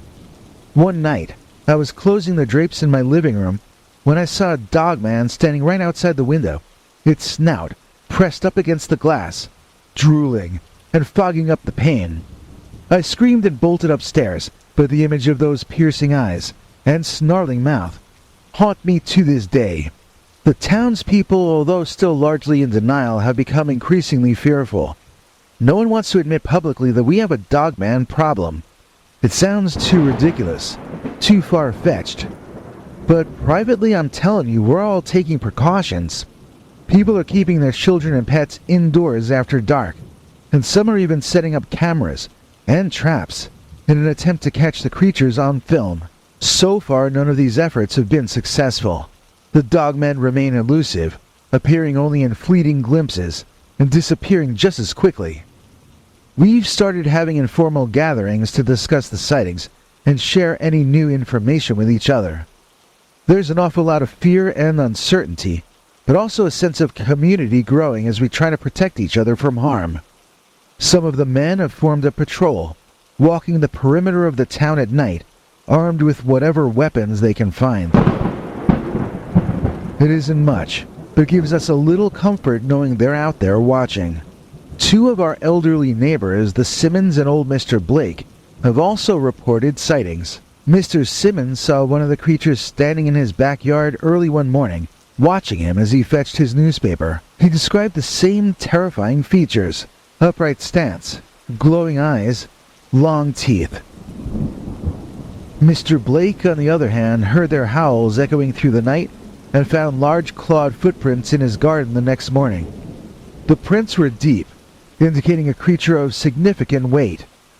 Mr. Blake took photos of the tracks, and they looked unlike any animal prints I'd ever seen before. Larger and more terrifying. The increased number of sightings, combined with the fear spreading through our town, has me deeply worried for my family's safety. I've begun to seriously consider moving away, leaving behind the home and the community that I've known all my life. It breaks my heart to think of abandoning everything, but the thought of staying and facing these creatures is starting to become unbearable. I've looked into potential new places to live, though the idea of uprooting our lives is daunting. There's a lot to consider: finding a new home, settling into a different community, and the financial strain of moving in 2024. But the safety of my family has to come first. I've started making plans, though a part of me is still reluctant to leave this place that I've called home for so long. I never thought I'd be writing a letter like this, but I feel it's important to share my experience. The Dogman is no longer just a legend or a scary story to me. It's a very real threat here in our town. I hope my account helps others to be more aware and prepared, and maybe even spur some action or advice on how to deal with these terrifying creatures. Because none of us here have any idea how to deal with the werewolf infestation in our town. We have one more story with the exact same title as that one coming up right after this.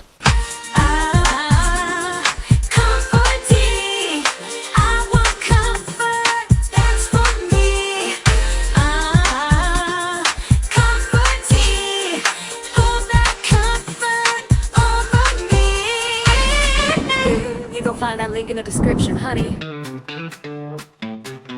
Some werewolves have gray fur, other ones have brown, but I'm getting mighty upset about the werewolves in our town. Yeah! Werewolf infestation in our town. Dear Scary Stories NYC, I'm writing to share a bizarre and frightening situation that's unfolding in my town. Before I get into the details, let me clarify a few things about myself. My pronouns are generally they, them, but I also use she, her on days when I feel like presenting more feminine. I'm someone who prides themselves on being open-minded and accepting of all cultures and backgrounds. This is important for you to know because the story I'm about to tell might make me sound like a bit of a bigot against werewolves. Yes, you heard that right. Werewolves. I live in a small, close-knit Midwestern farming town. Growing up here, I felt a deep sense of belonging. As a young boy, the community embraced me warmly. After grad school, when I returned as a gender-fluid person married to a woman, we were welcomed with open arms. This town, though conservative in its roots, has a surprising capacity for acceptance and love. Recently, the town has seen an influx of new families from diverse cultural backgrounds. The older generation, who had held the same farms and homesteads for decades, has begun to pass away, and their properties are being sold one by one. 5 homesteads have already changed hands, and 2 more are being developed into multiple housing units. Each new arrival brings with them rich traditions and experiences from major world cities. My wife and I were delighted at the chance to interact with such a diverse and worldly group of people. However, things took a strange turn when we started noticing odd behaviors among our new neighbors. Initially, I was thrilled to have conversations about world affairs, history, culture, but soon unsettling events began to unfold. One night, while walking back home from the store, I glanced through the window of our Eastern European neighbors and I saw something that froze me in my tracks.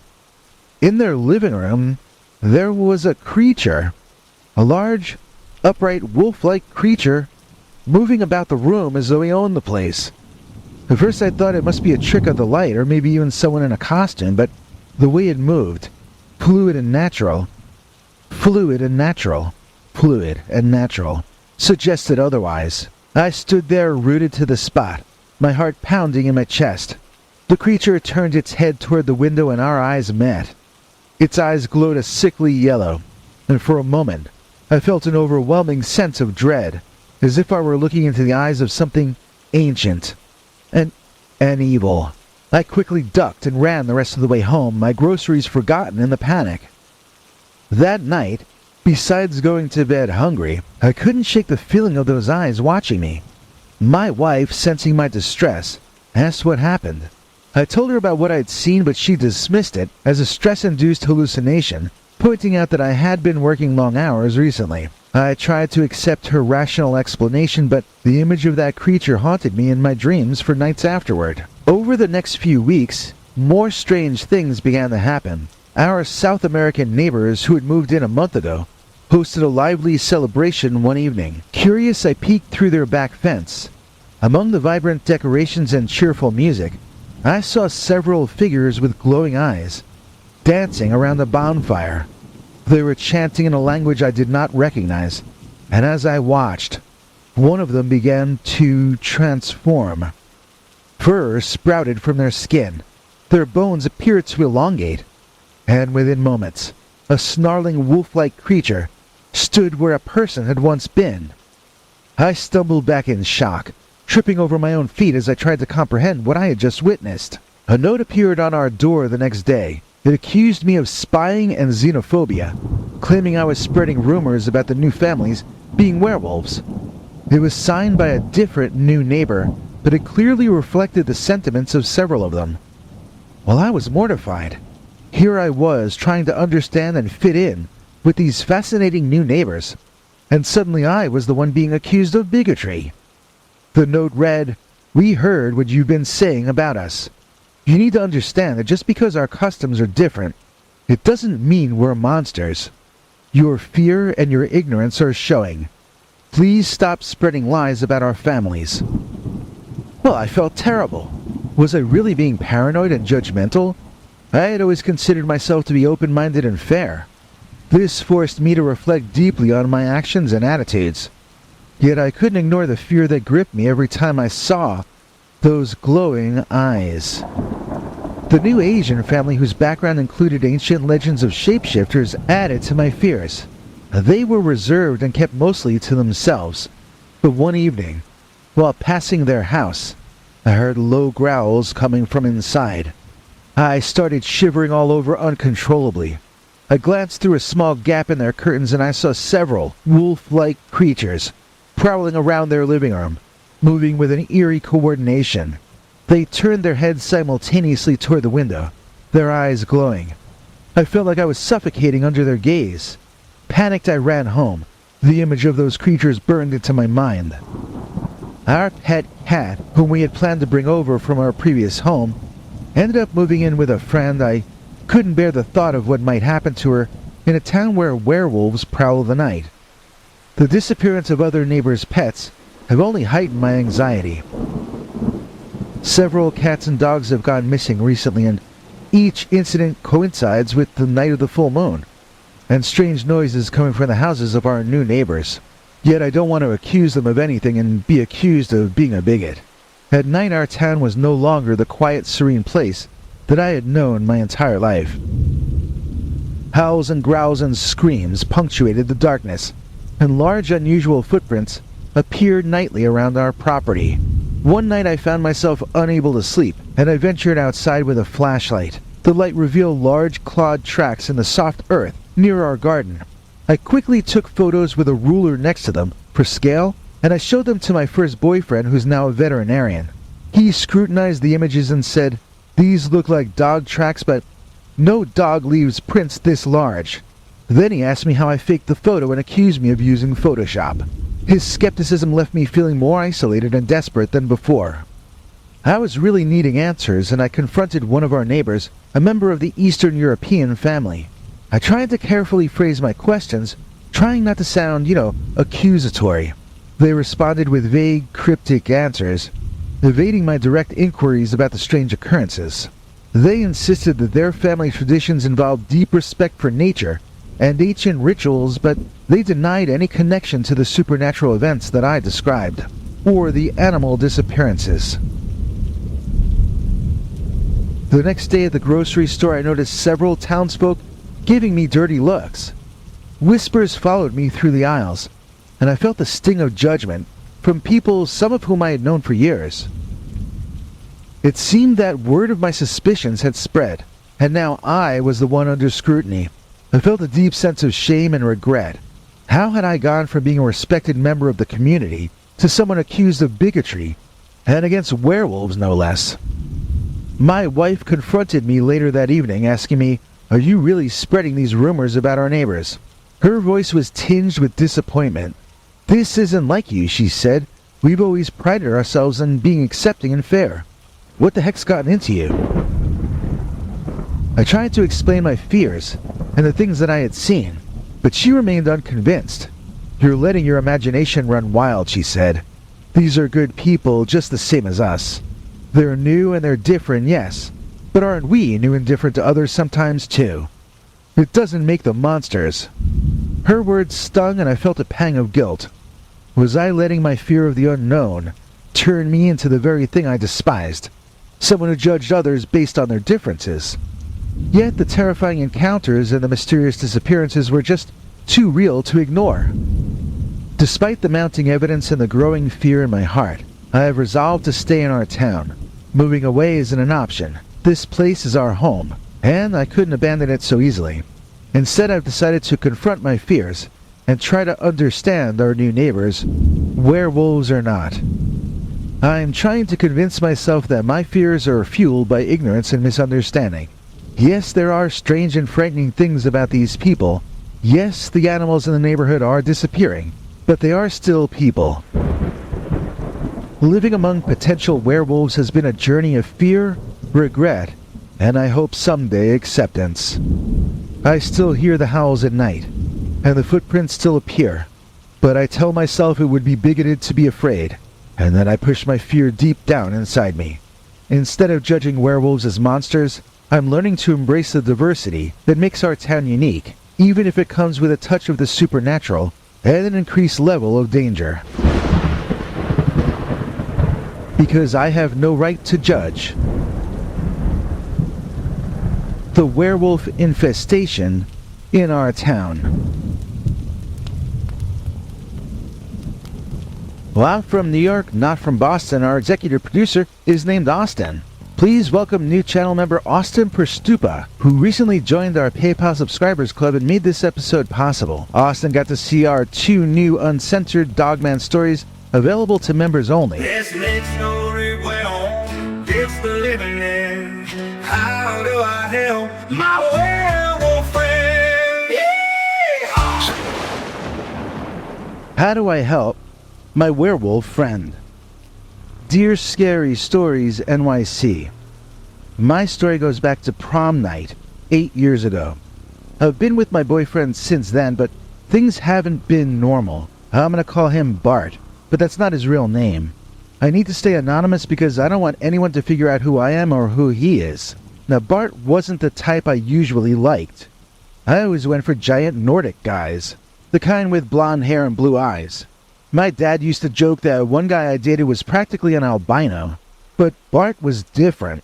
He had thick black bushy hair, thicker blacker bushier eyebrows, dark brown almost black eyes, and a skin tone my mom called swarthy.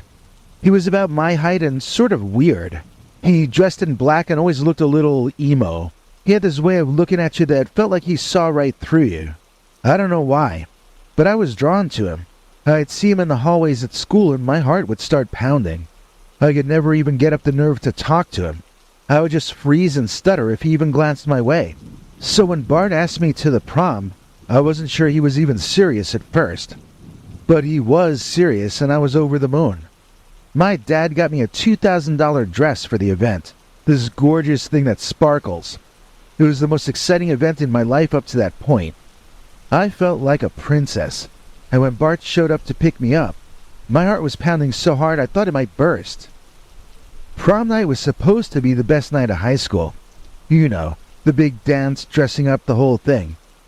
Bart looked amazing in his suit, like a real pop star. His dark hair was slicked back and he had this perfect smile. We danced, we laughed, and we had a great time. Afterward, we decided to slip out of the venue for some alone time, like teenagers do. There was a small wooded area behind the school. We went there to talk and, make out a little. It was all going fine until Bart started acting strange. He was breathing heavy, and I don't mean in a romantic way. His eyes were kinda wild, and he was sweating a lot. I thought maybe he was just nervous or something, but then he started shaking. I asked him what was wrong, but he didn't answer. He just kind of growled. It wasn't a sound a person makes, you know? I backed off, confused and scared. Before I knew it, Bart dropped to the ground, clutching his chest and screaming. His screams turned into howls, and I watched in horror as his body started changing. And I could hear his bones popping and cracking. His muscles bulged, stretching his skin until it looked like it might tear. I could see fur sprouting all over him, first in patches, then covering him entirely. His face pushed out into a snout. His teeth grew longer and sharper, and his eyes turned a glowing yellowish amber. His hands and feet changed into clawed paws, shredding most of his prom suit. The whole thing took maybe a minute, but it felt like hours.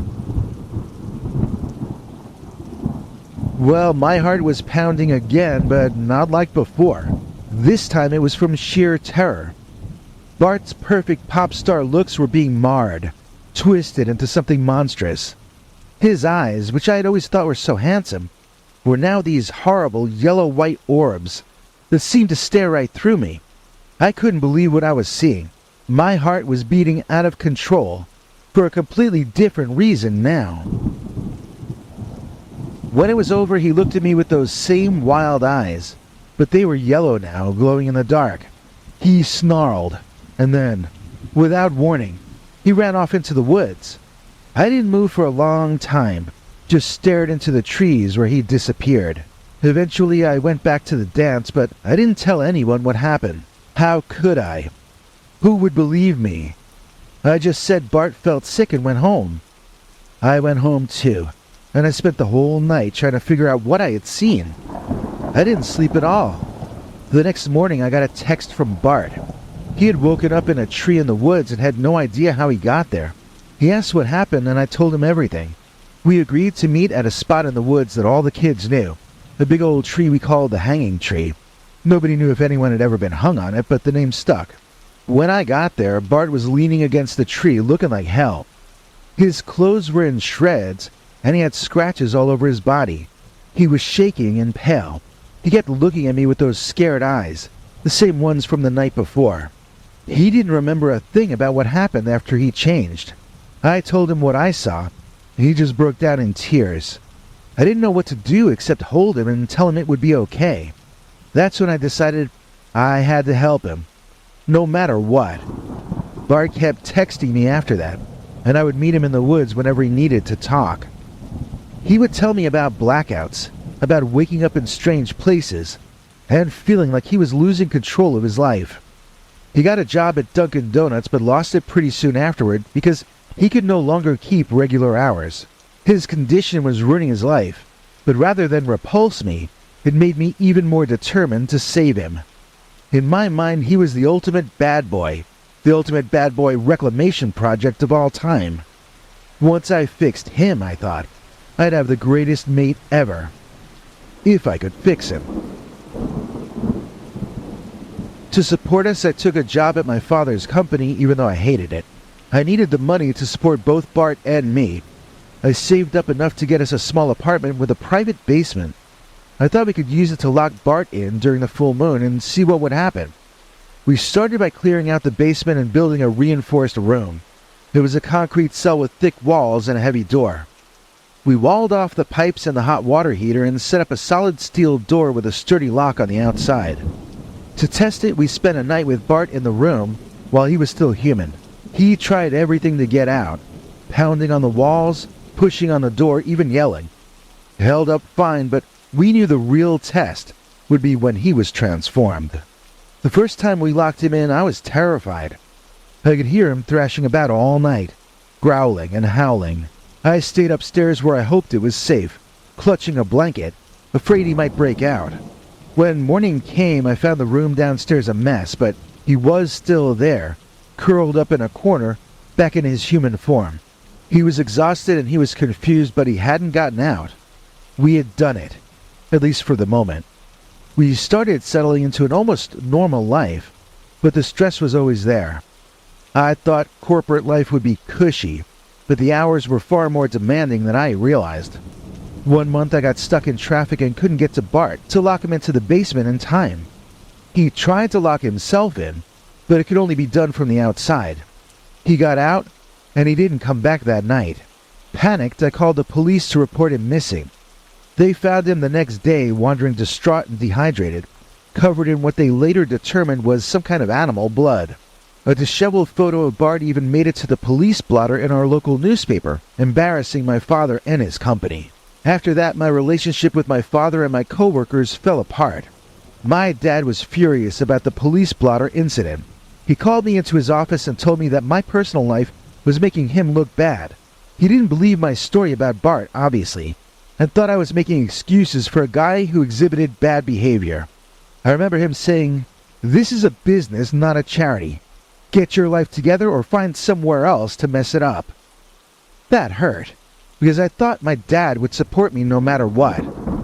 I was wrong. Then there was the time I tried to explain things to my manager after coming in late because of Bart.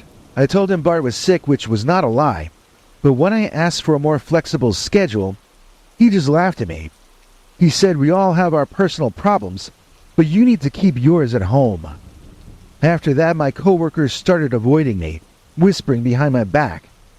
It was clear that staying in my dad's company was not going to work, so I took Bart and we left town. It seemed the best idea for everyone. We moved to a new city and rented a little house. I hoped a fresh start would make things easier, but the second place wasn't any better. We had a neighbor who was really nosy.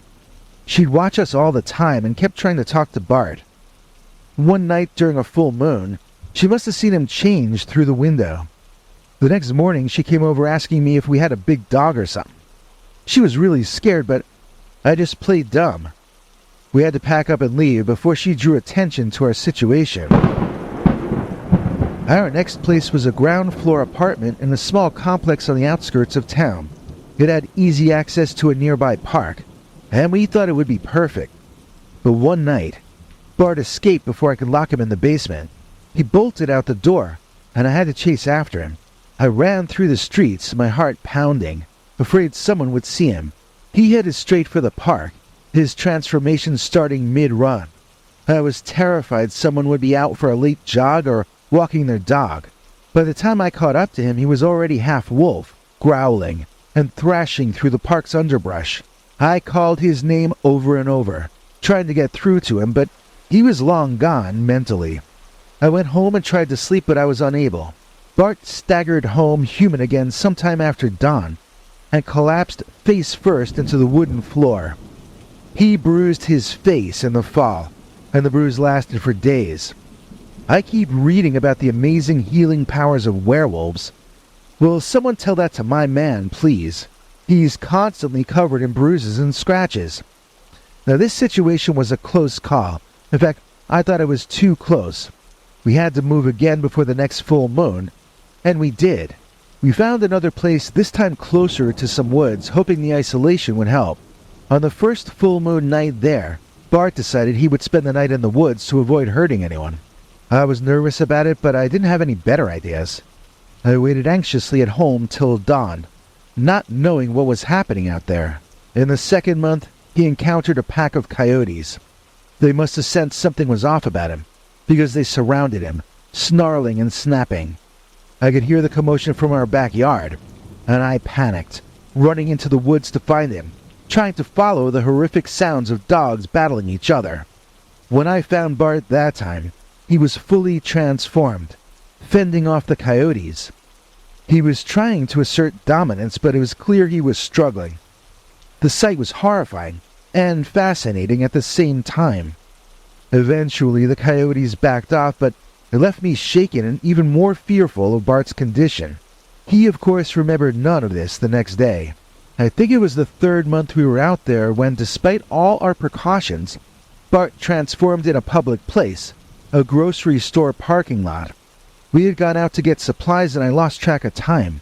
As the sky darkened and the moon rose, he started to change right there. I saw the signs and I tried to get him into the car, but it was too late. He started changing right there in front of the store. People screamed and ran chaotically in every direction. I had to ask fast, while Bart was still confused, before he finished transforming and gained superhuman strength. I threw a blanket from the back of the car over him, but somehow managed to get him in the back seat while he was still partially himself. I drove off as fast as I could, my heart pounding the whole time, fearing the police would soon be after us. While I was driving on the highway, though, Bart, or the creature he had become, got himself out of the blanket and dove out of the window of my car, which was going 60 miles an hour.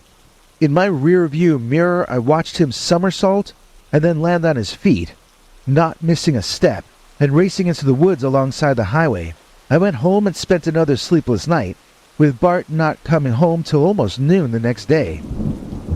The constant moving and financial strain put a lot of pressure on us. It's almost as hard now for me to find a job as it is for poor Bart, and my savings are drying up quickly. Plus, the jobs I can get don't pay like my old corporate job working for Daddy.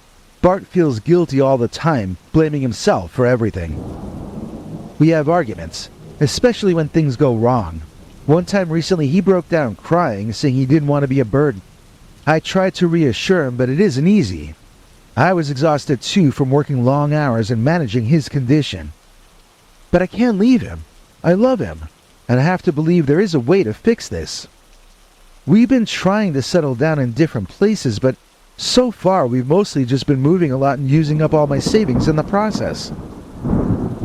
I keep hoping I'll find a way to help Bart, but I don't even know where to start. We're running out of money and running out of places to move to. If anyone out there knows a way to cure lycanthropy, please let me know. I'm willing to try anything I can still afford.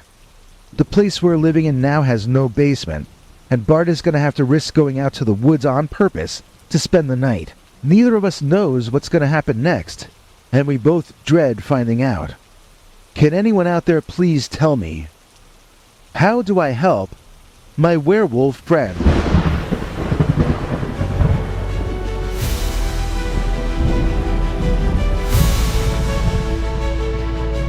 I hope you're sitting down because the following is an incredibly important announcement. This remarkably important episode is brought to you by the historically epic tome known in the Western world as Werewolves, Myth, Mystery, and Magic by Katie Boyd. Enter the world of the werewolf, where superstition abounds and shapeshifting is possible, Find out what to do if you or a friend turns into a werewolf or other were-beast. Learn the differences between therianthropy and lycanthropy. Come along for one wild ride, and remember, you too can bark at the moon. If you pick up your copy from the Barnes & Noble link in the description, the channel earns a commission, so you'd be helping us out. And now back to this incredibly important television program, eh? Oh, this isn't television? Well, back to whatever this is, I suppose.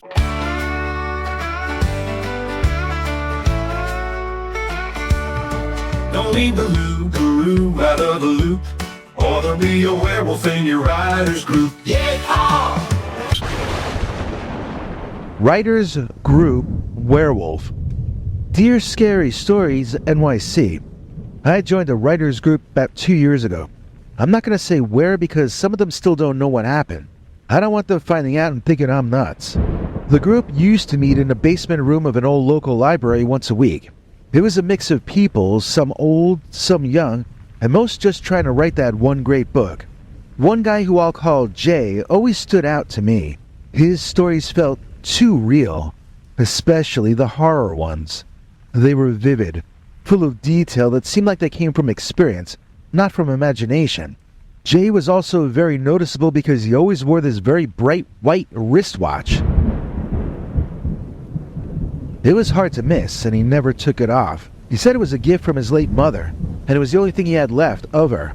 Even during our meetings, he'd always be fiddling with his watch, almost like a nervous habit. I didn't think much of it until Jay started acting weird. Sometimes he'd miss meetings, and when he did show up, he'd look worn out, like he hadn't slept in days. He would mumble to himself or stare off into space. We all noticed, but we tried not to say anything. We figured maybe he was just going through some stuff, or getting deep into his writing. One night after a meeting, I found Jay standing alone in the parking lot, looking up at the full moon. His eyes were strange, almost wild.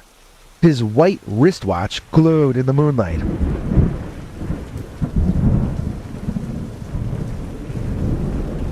I asked if he was okay, and he just mumbled something about his new story. I didn't think too much of it, I just figured he was being the usual eccentric writer. But things got worse. At what would turn out to be our last meeting, Jay didn't show up.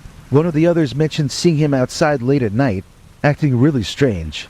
I decided to go check up on him. I had his address from when we carpooled once, so I drove over to his place after the meeting. It was a little house at the edge of town near some woods, the perfect home for a horror author. When I got there, it was dark, and his car was in the driveway. The house looked quiet, but something felt off. I knocked on the door, but there wasn't any answer. I walked around the back figuring I'd peek in a window and see if he was home. That's when I saw it. Him. Or what used to be him. There was a shadow moving by the edge of the trees. At first I thought it was a big dog, but then it stood up on its hind legs. It was Jay, but he wasn't human anymore. He had changed. His face was more wolf than man, and his hands were claws. He was covered in fur, and his eyes, they were glowing yellow. But even from a distance, I knew it was him. I could see his white wristwatch. It was glowing in the moonlight just like it had in the parking lot. I couldn't believe what I was seeing. I stumbled back, and that's when he noticed me. He turned his head, and for a moment I thought he might come after me. But then he just growled and ran off into the woods. I was frozen, standing there, trying to make sense of what I had just seen. I didn't sleep that night. I couldn't sleep that night. All I could do was think about Jay and what I'd seen. I kept running it over in my head, but it didn't make any sense. The next day I jumped on Google and started looking up everything I could about werewolves, but all I found were myths and legends. I didn't know who to talk to or what to do. How do you tell someone that your friend has turned into a monster? I decided I'd better keep an eye on him. The next full moon I parked near his house and I waited. Sure enough, as the sky darkened, I saw Jay come out of his house and head toward the woods. This time I followed him. I stayed far back, not wanting to get too close. It didn't seem like he knew I was there, but I watched him change. It was horrible to watch. He fell to the ground, writhing in pain, as his bones cracked and shifted. His clothes tore, as fur sprouted from his skin. When it was over, he wasn't Jay anymore.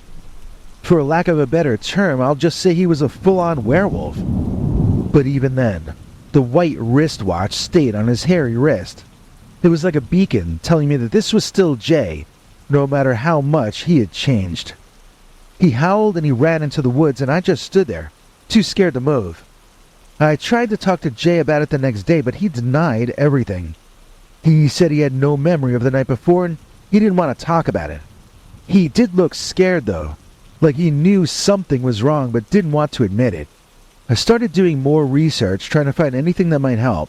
I found old stories about curses and rituals, but nothing really concrete that I could act on. I even reached out to some paranormal groups online, but they either laughed at me and thought I was making it up, or else they lectured me about the Dogman. This is not the Dogman. This is a werewolf that my friend becomes. I kept trying to keep the meetings going, pretending everything was normal, but without Jay, everyone stopped showing up altogether. I'd see him around town sometimes, looking worse each time. His house was falling apart, and he looked like he hadn't eaten or slept in weeks. I was worried he might hurt himself, or someone else. Then one night, I got a call from another member of the group. She said Jay had called her sounding desperate. He told her he was going away, and didn't know when or if he'd ever be back. She asked me if I knew what was going on, but I couldn't tell her the truth. I just said he was dealing with some personal stuff, and I left it at that. That was the last I heard of Jay. He disappeared and nobody knows where he went. His house was abandoned, and after a while people stopped asking about him. I still think about him, wondering if he's out there somewhere, still struggling with his curse. I keep hoping I'll find a way to help him, but I don't even know where he went to. I just wanted to share this with you because I don't know who else would believe me anyway.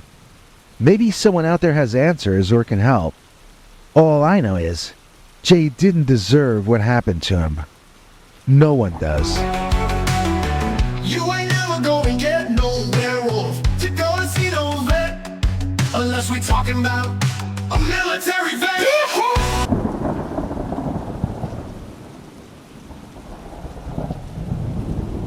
Military veteran werewolf.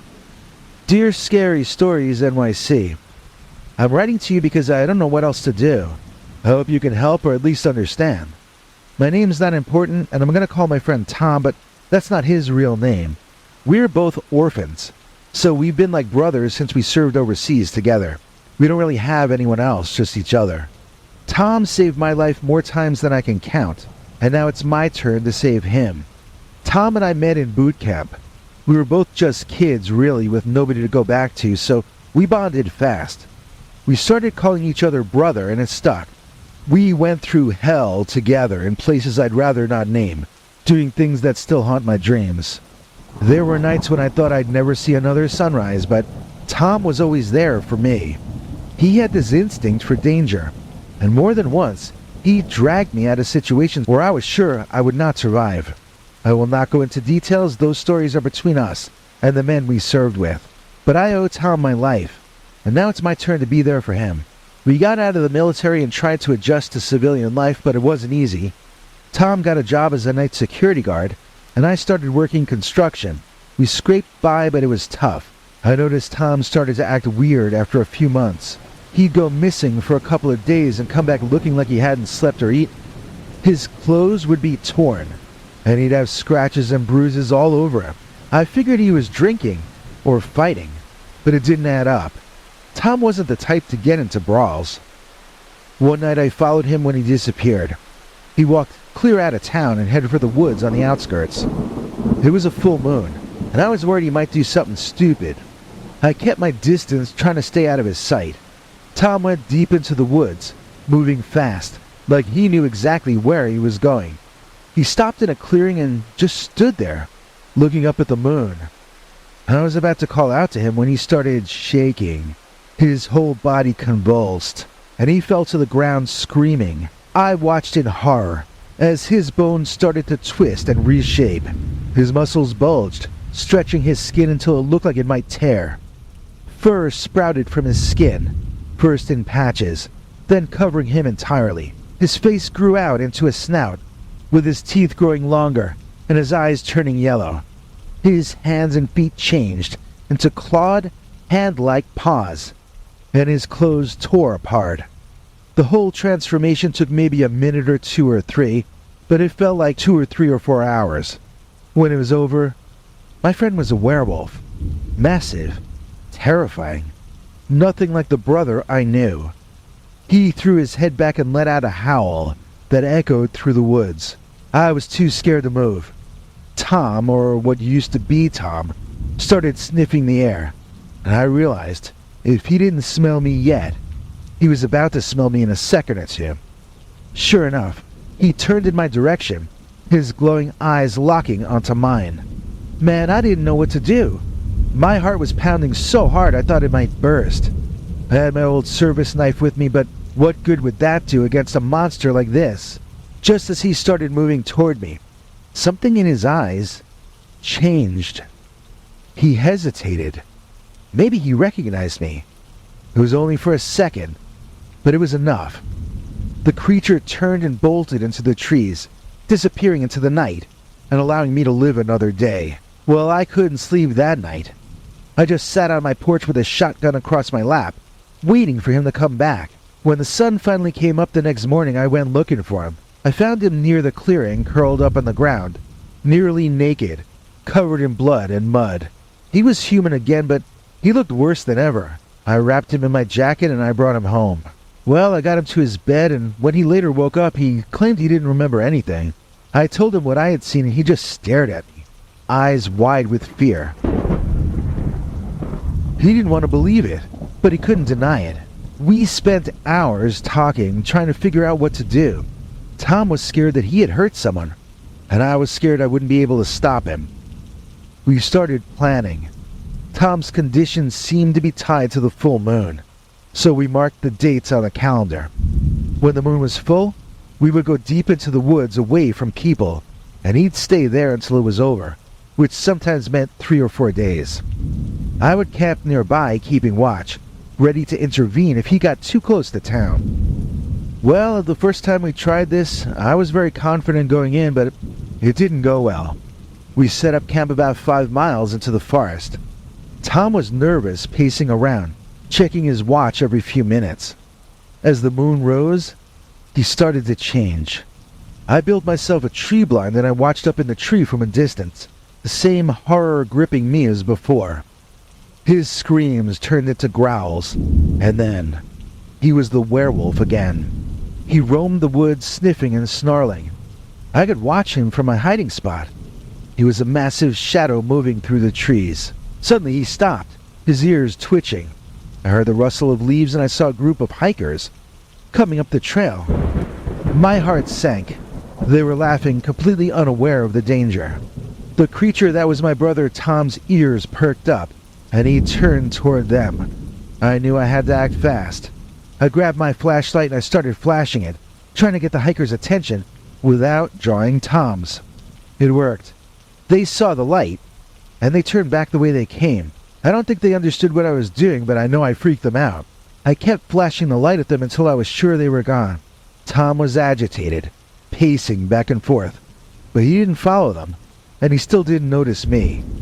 When he finally calmed down, he wandered off deep into the woods and there was nothing more I could do. The next morning I found him again, exhausted and confused. He didn't remember chasing the hikers, but he was horrified when I told him about it. We didn't expect hiking at night. We knew we had to be more careful in the future.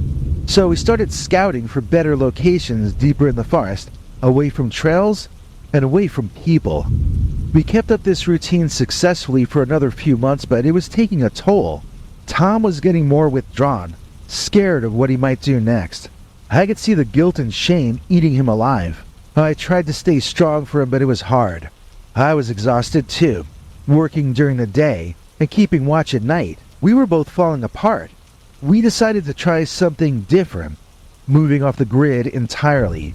We'd go deep into the woods, build a cabin, and live like survivalists away from the human world. It seemed crazy, but what else could we do? We didn't have much money, but we sure did have training and survival skills. We spent weeks preparing, gathering supplies, and planning our escape. We found a spot about 20 miles from the nearest town, deep in the forest. It was perfect. Isolated, quiet, and far from any trails. We started building a cabin using the skills we learned in the military. It wasn't much, but it was a start. On the first night after we finished, the full moon rose. Tom decided to spend the night in the woods, away from the cabin, to avoid wrecking it during his transformation. I stayed close by, keeping watch from a distance. As the moon rose, he changed, the now familiar horror of the transformation gripping me. That night I saw him get surrounded by wolves, real wolves. I wanted to intervene, but I wasn't sure what to do.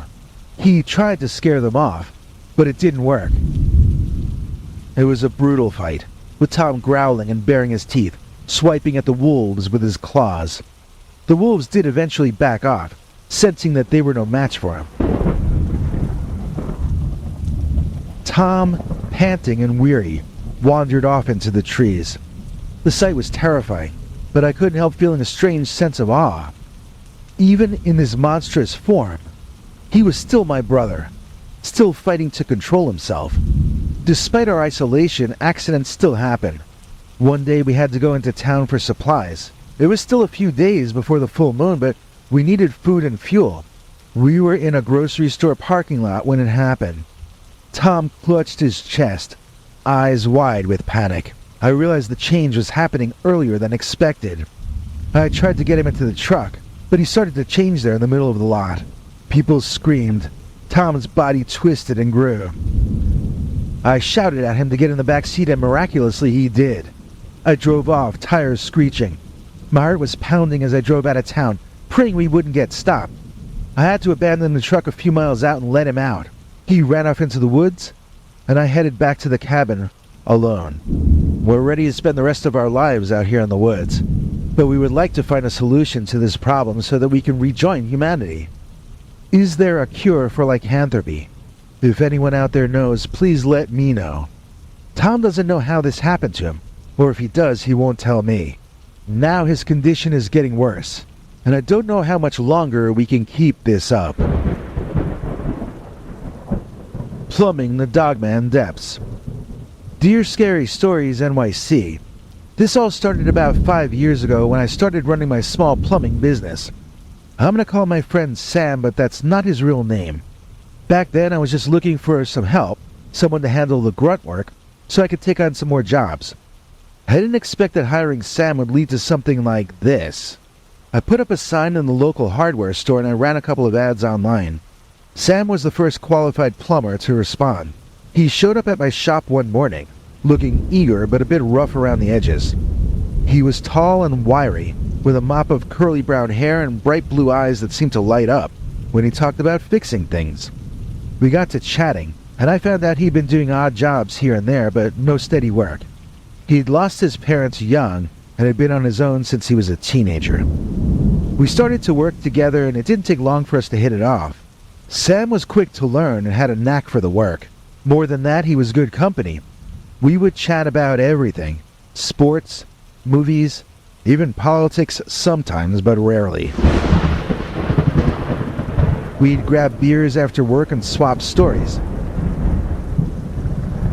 I found out he was a bit of a wanderer, never really staying in one place for too long before this job, but he was trying to settle down. I don't have much family and he doesn't have any, so I guess that's why we bonded so quickly. After a few months, we weren't just co-workers, we were pretty much best friends. We could rely on each other for anything. If I needed a hand moving something heavy or fixing my car, Sam was there. And if he needed a place to crash or someone to talk to, my door was always open. I started calling him Cuz for cousin, and he did the same with me. It felt good to have someone like that in my life. But then things started to change.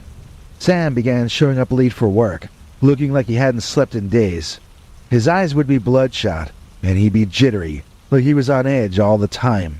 At first I thought he was just partying too hard or dealing with some personal issues. I didn't push him too hard about it because he was still doing his job, and we all have rough patches, right? One night, after a particularly long day, we were packing up the tools and I noticed he had some nasty scratches on his arms. I asked him about it and he just shrugged it off, saying he'd gotten into a scuffle with a stray dog. It didn't sit right with me, but I let it go. A few days later, we were on a job fixing a busted pipe in an old house. Sam was supposed to meet me there at 8 a.m., but he didn't show up till noon. He looked worse than ever, with dark circles under his eyes, and his clothes all rumpled and dirty. I was about to give him a piece of my mind, but he looked so miserable that I couldn't bring myself to do it.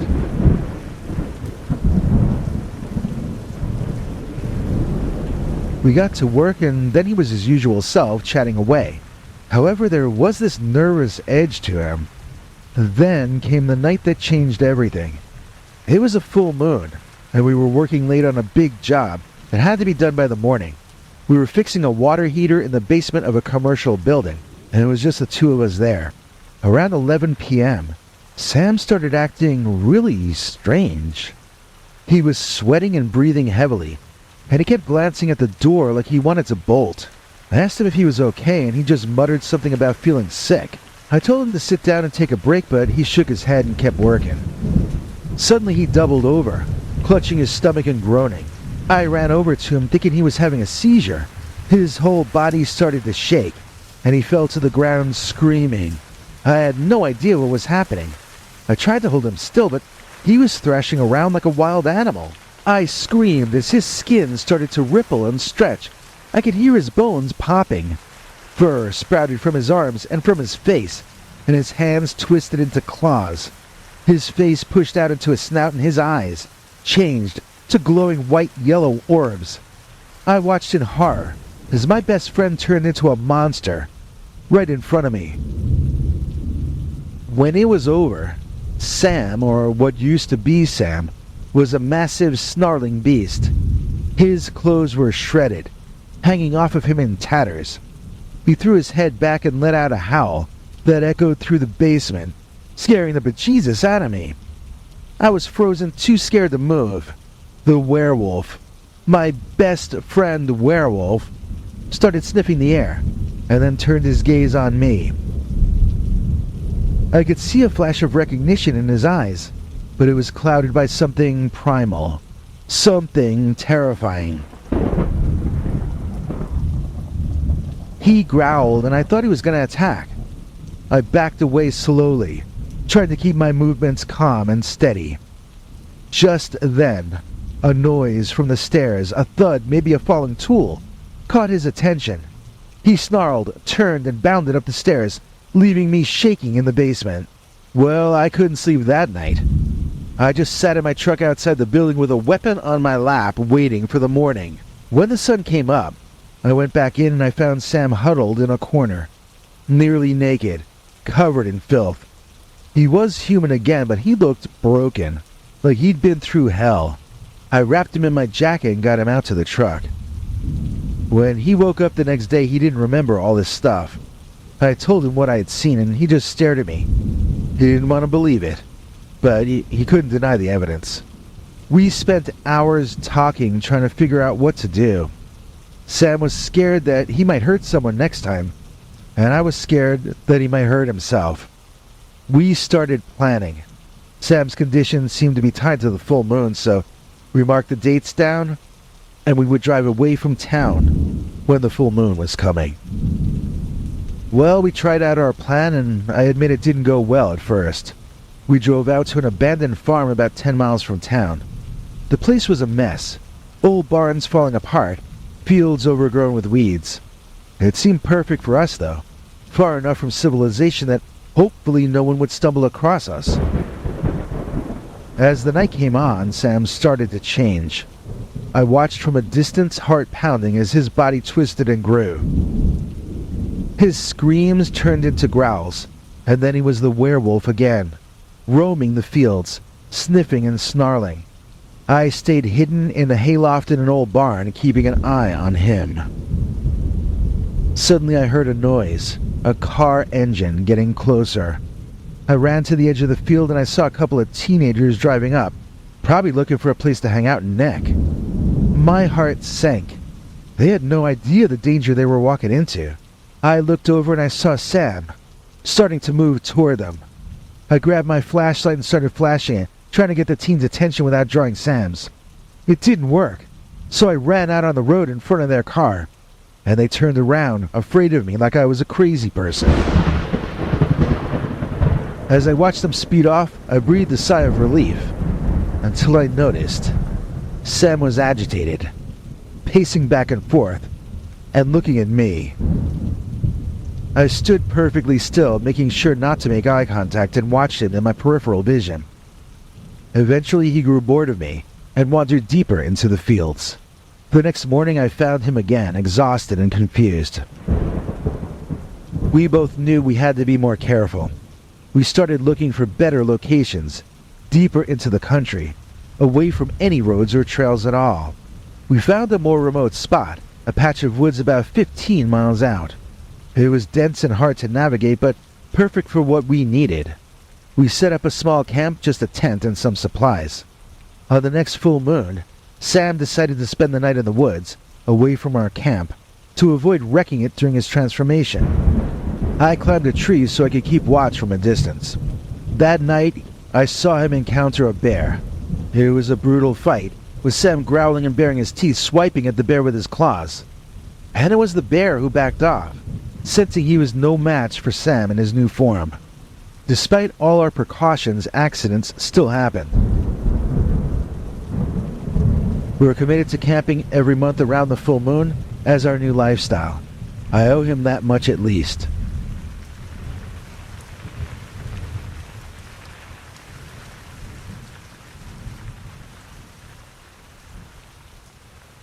I keep hoping I'll find a way to help Sam, but I really don't even know where to start. And we're running out of places to go.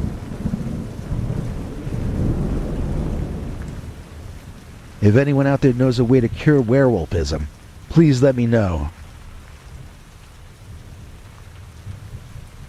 The place we're living in now is safer, but we still do have to go into town, and I'm scared of what might happen if we get caught. Sam's condition continues to worsen and worsen, and I don't know how much longer we can keep plumbing the Dogman depths.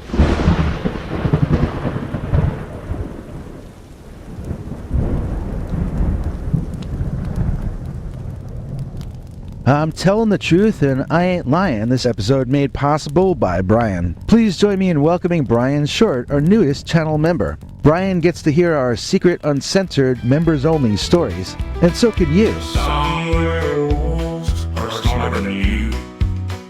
Some werewolves are dumb. But the werewolf in this next story, Lord, he's a plumber, yeah. Tonight we've got a really classy Father's Day gift idea from the late great Brad Steiger. If your dad is into werewolves, we'll get to that later.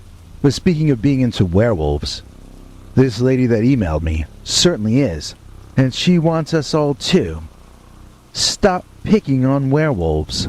Dear Scary Stories NYC, I hope this email finds you well. I've been listening to your stories and felt inspired to share my own. It's an unconventional tale about my life with my fiancé Aiden, who becomes a berserker werewolf at night. I know it sounds scary, but it's more of a love story than a horror tale, really. Let me begin with some context. I met Aiden 3 years ago at a small town fair. He stood out not just because of his towering height, he's 6'5" in human form, but also because of his strong, silent demeanor. He's the kind of man who radiates a quiet strength, making you feel safe and protected just by his presence. I was drawn to him immediately, and we quickly became inseparable. It was a few months into our relationship when Aiden revealed his secret to me. He transforms into a werewolf, but not just any werewolf, a berserker werewolf. Berserkers are known for their uncontrollable rage and immense power while transformed. Surprisingly, this revelation did not scare me. Instead, it solidified our bond. Knowing his secret, I could see the depth of trust he placed in me. One of the most memorable moments in the early days of our relationship happened at the mall. I was shopping for a new dress, and a guy I didn't know started hitting on me persistently. He was insistent, touching my arm and making crude comments. I told him to back off, but he wouldn't listen. Just then, Aiden appeared. I didn't even know he was at the mall, and he didn't know I was there either. But somehow fate, or luck, brought him to the right place at the right time. Aiden's eyes had a familiar glint, the early signs of his transformation. His muscles tensed, and his usually calm face twisted into a snarl. It was terrifying but reassuring at the same time. Reassuring to me, terrifying to this handsy dude. Aiden's partial transformation was enough to send this guy running. His eyes turned a glowing yellow, and his teeth elongated slightly, hinting at the fangs that would fully develop if he transformed completely. The guy took one look at Aiden's rapidly changing form and bolted, leaving me alone. Aiden's protective nature in that moment made me feel incredibly safe. I started wanting him around me in my neighborhood and at my home, too.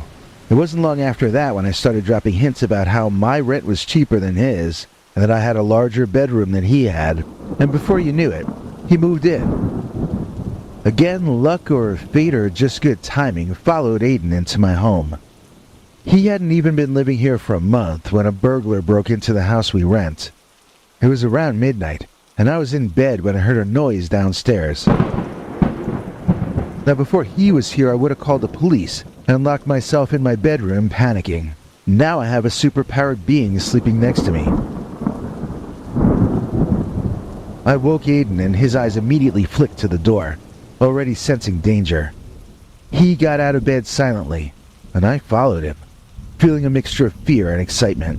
His bravery is infectious. When we reached the living room, we saw the silhouette of a man rifling through our desk drawers on the computer station, where we keep our banking and some petty cash for household expenses. Aiden stepped forward, and his transformation began almost instantly. His body contorted, muscles bulging, and fur sprouting from his skin. His eyes glowed a ferocious yellow, and a deep growl emanated from his throat. The burglar turned around, and the look of terror on his face was almost humorous, at least to me. Aiden bluff charged, but he didn't attack. Instead, he pinned the man against the wall with a single massive hand-like paw, with his long, almost Wolverine-like claws. The burglar's eyes widened as he stared into the face of a creature from his worst nightmares. Aiden's growl was enough to make the man lose control of his bladder. That did cause me to chuckle as I called the police. They arrived eventually to find the burglar cowering in the corner, begging to be taken away. Aiden had shifted back to human form just in time, appearing to the police as nothing more than a concerned homeowner. When the crook babbled and screamed that my husband was a hairy ape dog monster with claws, Aiden and I gave the officers innocent looks and shrugged our shoulders as if we had no idea what the man was talking about. Aiden asked the cops innocently, "Is this what happens when you take too many drugs, officers?" And they were like, "Yeah, kid, that's why you should just say no." As they exited with the would-be burglar in cuffs, Aiden told them all to drop by again any time. We could barely wait for them to drag the bad guy away before we burst out laughing. If Aiden hadn't been there, I certainly would not have been laughing it up. The cops told us that this guy had brought rope and tape with him. He seems to have planned to do more to me than just rob me. I guess the creep didn't know that Aiden had moved in. He does now, and he'll remember it too. I'm a girl who loves listicles, so I can't resist giving you my 7 favorite things about being engaged to a berserker werewolf. Number 1. Protection. I always feel safe with Aiden. Knowing that he can transform into a powerful creature means I don't have to worry so much about threats, whether physical or otherwise. 2. Loyalty. Werewolves, especially berserkers, have a strong sense of loyalty. Aiden's devotion to me is unwavering, and I never doubt his commitment. Number 3. Excitement. Our life is never dull. There is always an element of unpredictability, and while it might sometimes get scary, it's also very thrilling. Number 4. Strength. Aiden's physical strength is impressive. Even in his human form, he's capable of feats that I think would be impossible for most ordinary men. He denies this and says I'm looking through the eyes of love, but I've never seen a man with such strength in my life. On days when I can spare the time, I go with him to the gym, mostly just to watch him lift weights. He tends to draw a crowd in the weight room, as you might imagine. If too many women gather, I get him out of there fast. He's too good to risk losing. And number 5, companionship. Despite or perhaps because of his berserker nature, Aiden is gentle and caring to me and my cat. His love and affection are unmatched. My kitty gets pampered as much as I do, and neither of us have any complaints so far. Number 6, trust.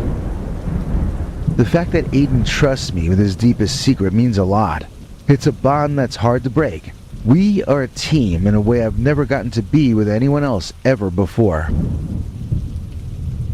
Number 7, connection to nature. Being with a werewolf has given me a new appreciation for nature in the wild. I see everything so differently now than I did before. Recently, he half carried me up the side of this hill, and we had a picnic on a ledge overlooking the woods that I'm not sure I could have ever reached on my own. It was more incredible than the most expensive restaurant because that view was only for the two of us. Yes, ants got into everything, but I didn't even care. Since I'm making lists, I'm going to give you 3 ways a werewolf boyfriend is better than a human one. This might sound like me bragging, but it's actually me explaining why I work so hard to keep him mine. Number 1, security. We've already been here and explained this part. Aiden's werewolf nature means he can protect me in ways a human boyfriend never could.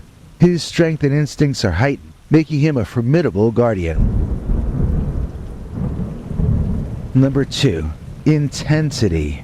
Our relationship is more intense and passionate because of his dual nature.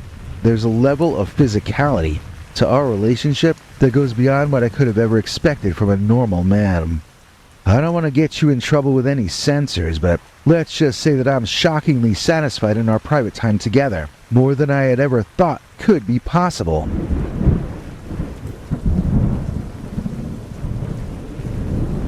Number 3, adventure. Life with Aiden is an adventure from start to finish. I'm not sure I need to expand upon that. I think you already get that point. I don't ever want to live life without this man, so Aiden's happiness is crucial to me. Since he's adapted his life to me, I've adapted my life to accommodate his needs in an equal fashion. Here are a few things I do to keep him content. Number 1, understanding his cycles. Although Aiden transforms at least once a week, the transformations tend to follow a cycle, becoming more intense around the full moon. I make sure to provide a safe space for him during these times, and give him the freedom to roam when necessary. It can be hard to do because it means I will be lonely, and I will be jealous. I will worry that he might leave me, but there's no other option. Clinging to him too hard will drive him away. Giving him a space to go berserk with his werewolf buddies and rage through the woods on their insane hunts makes him a better boyfriend when he comes back to me afterward. Trust me, living with a guy who literally goes berserk a couple or 3 days every week requires biting your tongue a lot and being very patient and forgiving. 2, emotional support. Aiden sometimes struggles with the burden of his berserker nature.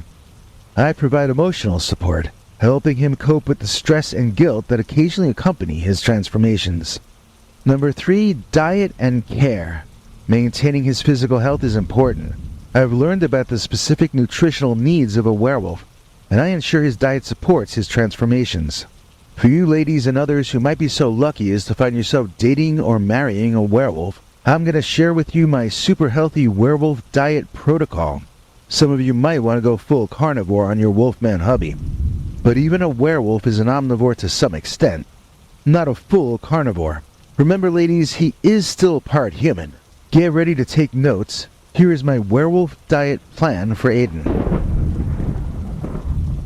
Okay, it's a high-protein diet. Number 1 is lean meats. Chicken, turkey, beef, and venison are great sources of protein to help build and repair the extensive muscle tissue required for his transformations. Game meats like venison are particularly beneficial due to their lower fat content and higher nutritional density. He informs me that he does get to eat some of this when he is transformed. Unlike the meat he gets for himself in the woods, though, I cook the venison before I serve it. Number 2, fish and seafood. Salmon, tuna, and mackerel are excellent for their omega-3 fatty acids, which support heart health and inflammation reduction, crucial for the physical strength of transforming. And number 3, eggs. Eggs provide a versatile and easily digestible source of protein, along with essential vitamins and minerals that aid in overall health and energy levels. Again, I cook them before I serve them, but Aiden will eat eggs in any form, just cracking them open and sucking them down. It's gross, and I make him brush his teeth afterward before he can kiss me again. High energy foods. Number 4, complex carbohydrates. Whole grains like quinoa, brown rice, and oats offer sustained energy release. This is essential for a werewolf whose transformations and nocturnal activities require significant energy reserves. Aiden disagrees about this and hates grains. I try to sneak them in anyhow. Number 5, nuts and seeds. Almonds, walnuts, chia seeds, and flax seeds are packed with healthy fats and protein, providing a high-energy snack that supports his metabolic demands. He prefers to put salt on them, which is bad for blood pressure and other things, but at least I can get him eating nuts this way. Number 6, fruits and vegetables. Bananas, berries, and dark leafy greens like spinach and kale are important for their vitamins, minerals, and antioxidants, which help maintain his overall health and speed up recovery after transformations. Again, these are things I have to sneak into meals in ways where they're less noticeable and more likely to be consumed. I make meat pies for him, for instance, and these sort of like quiche dishes that have meat and other things in them. I deviate so much from the standard quiche recipe that I don't even know what to call the end result, but he does eat it, and it's good for him, so we're both happy. Next, micronutrients. Number 7, iron-rich foods. Red meat, liver, and legumes such as lentils and beans are crucial for preventing anemia and maintaining strong blood health, vital for someone who undergoes such extreme physical changes. I can sneak beans into recipes, but I have no trouble at all getting him to eat any kind of meat.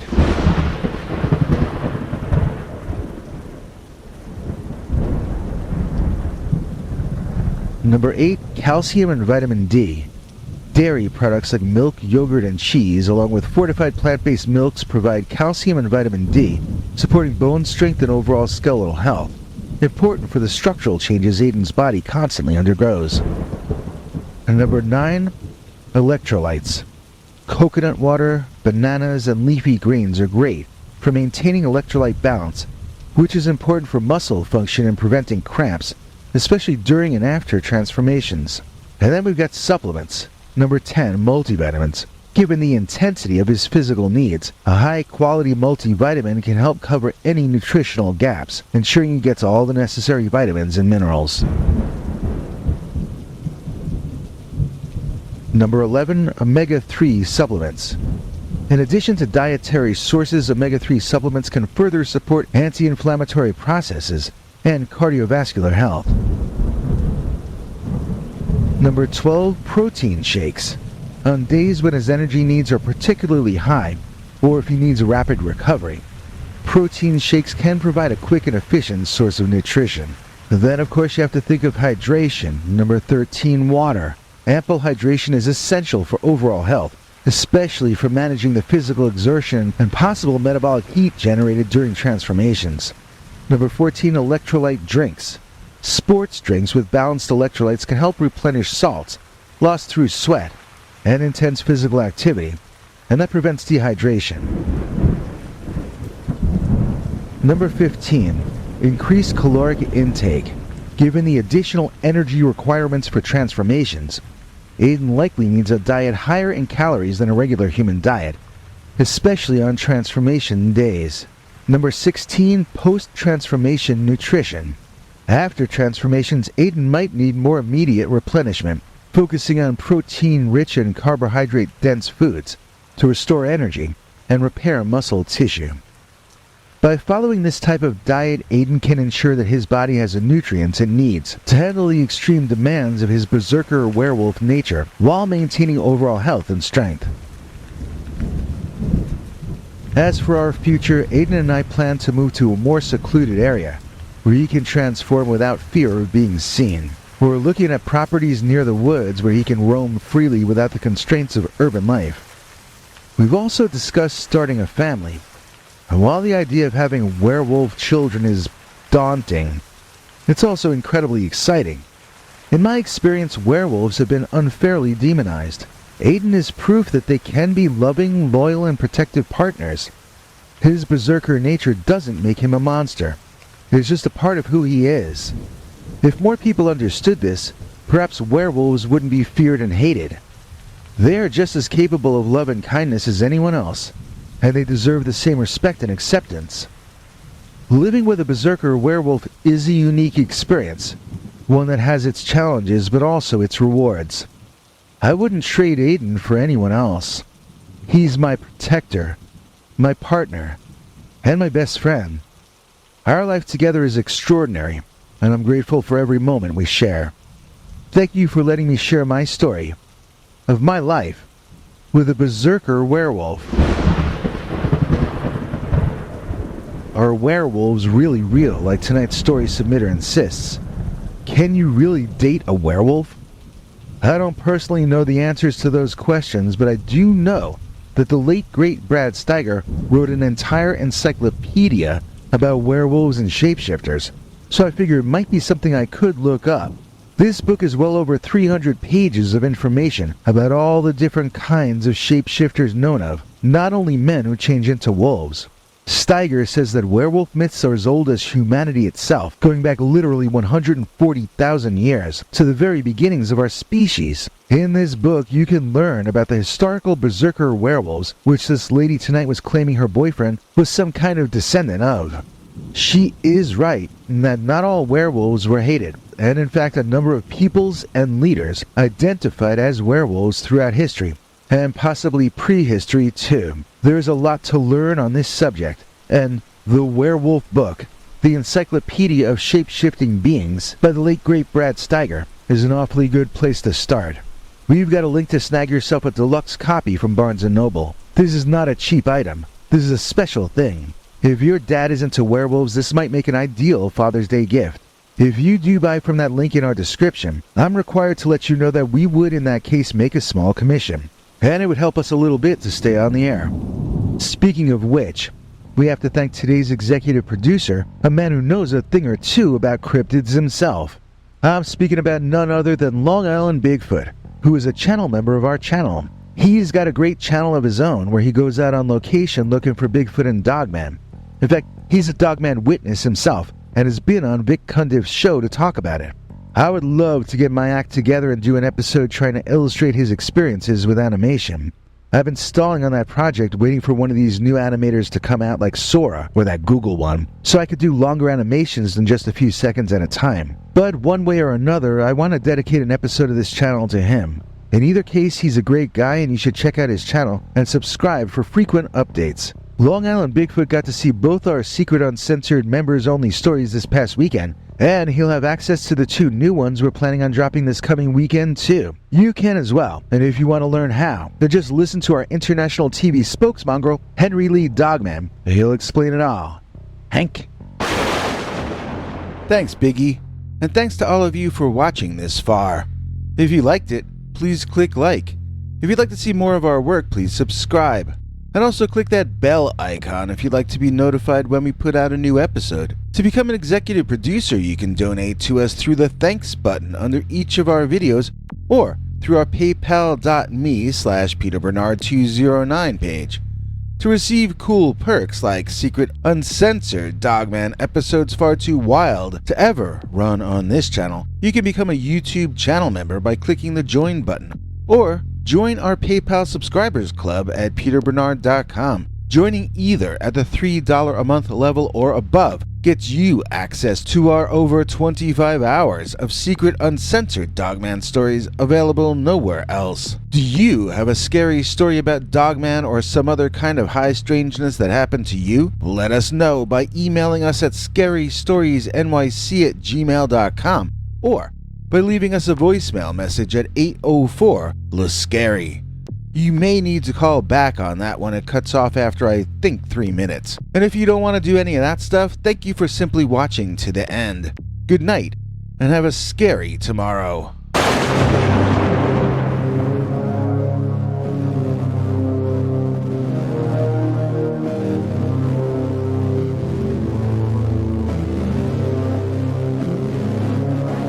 Come back for more scary stories.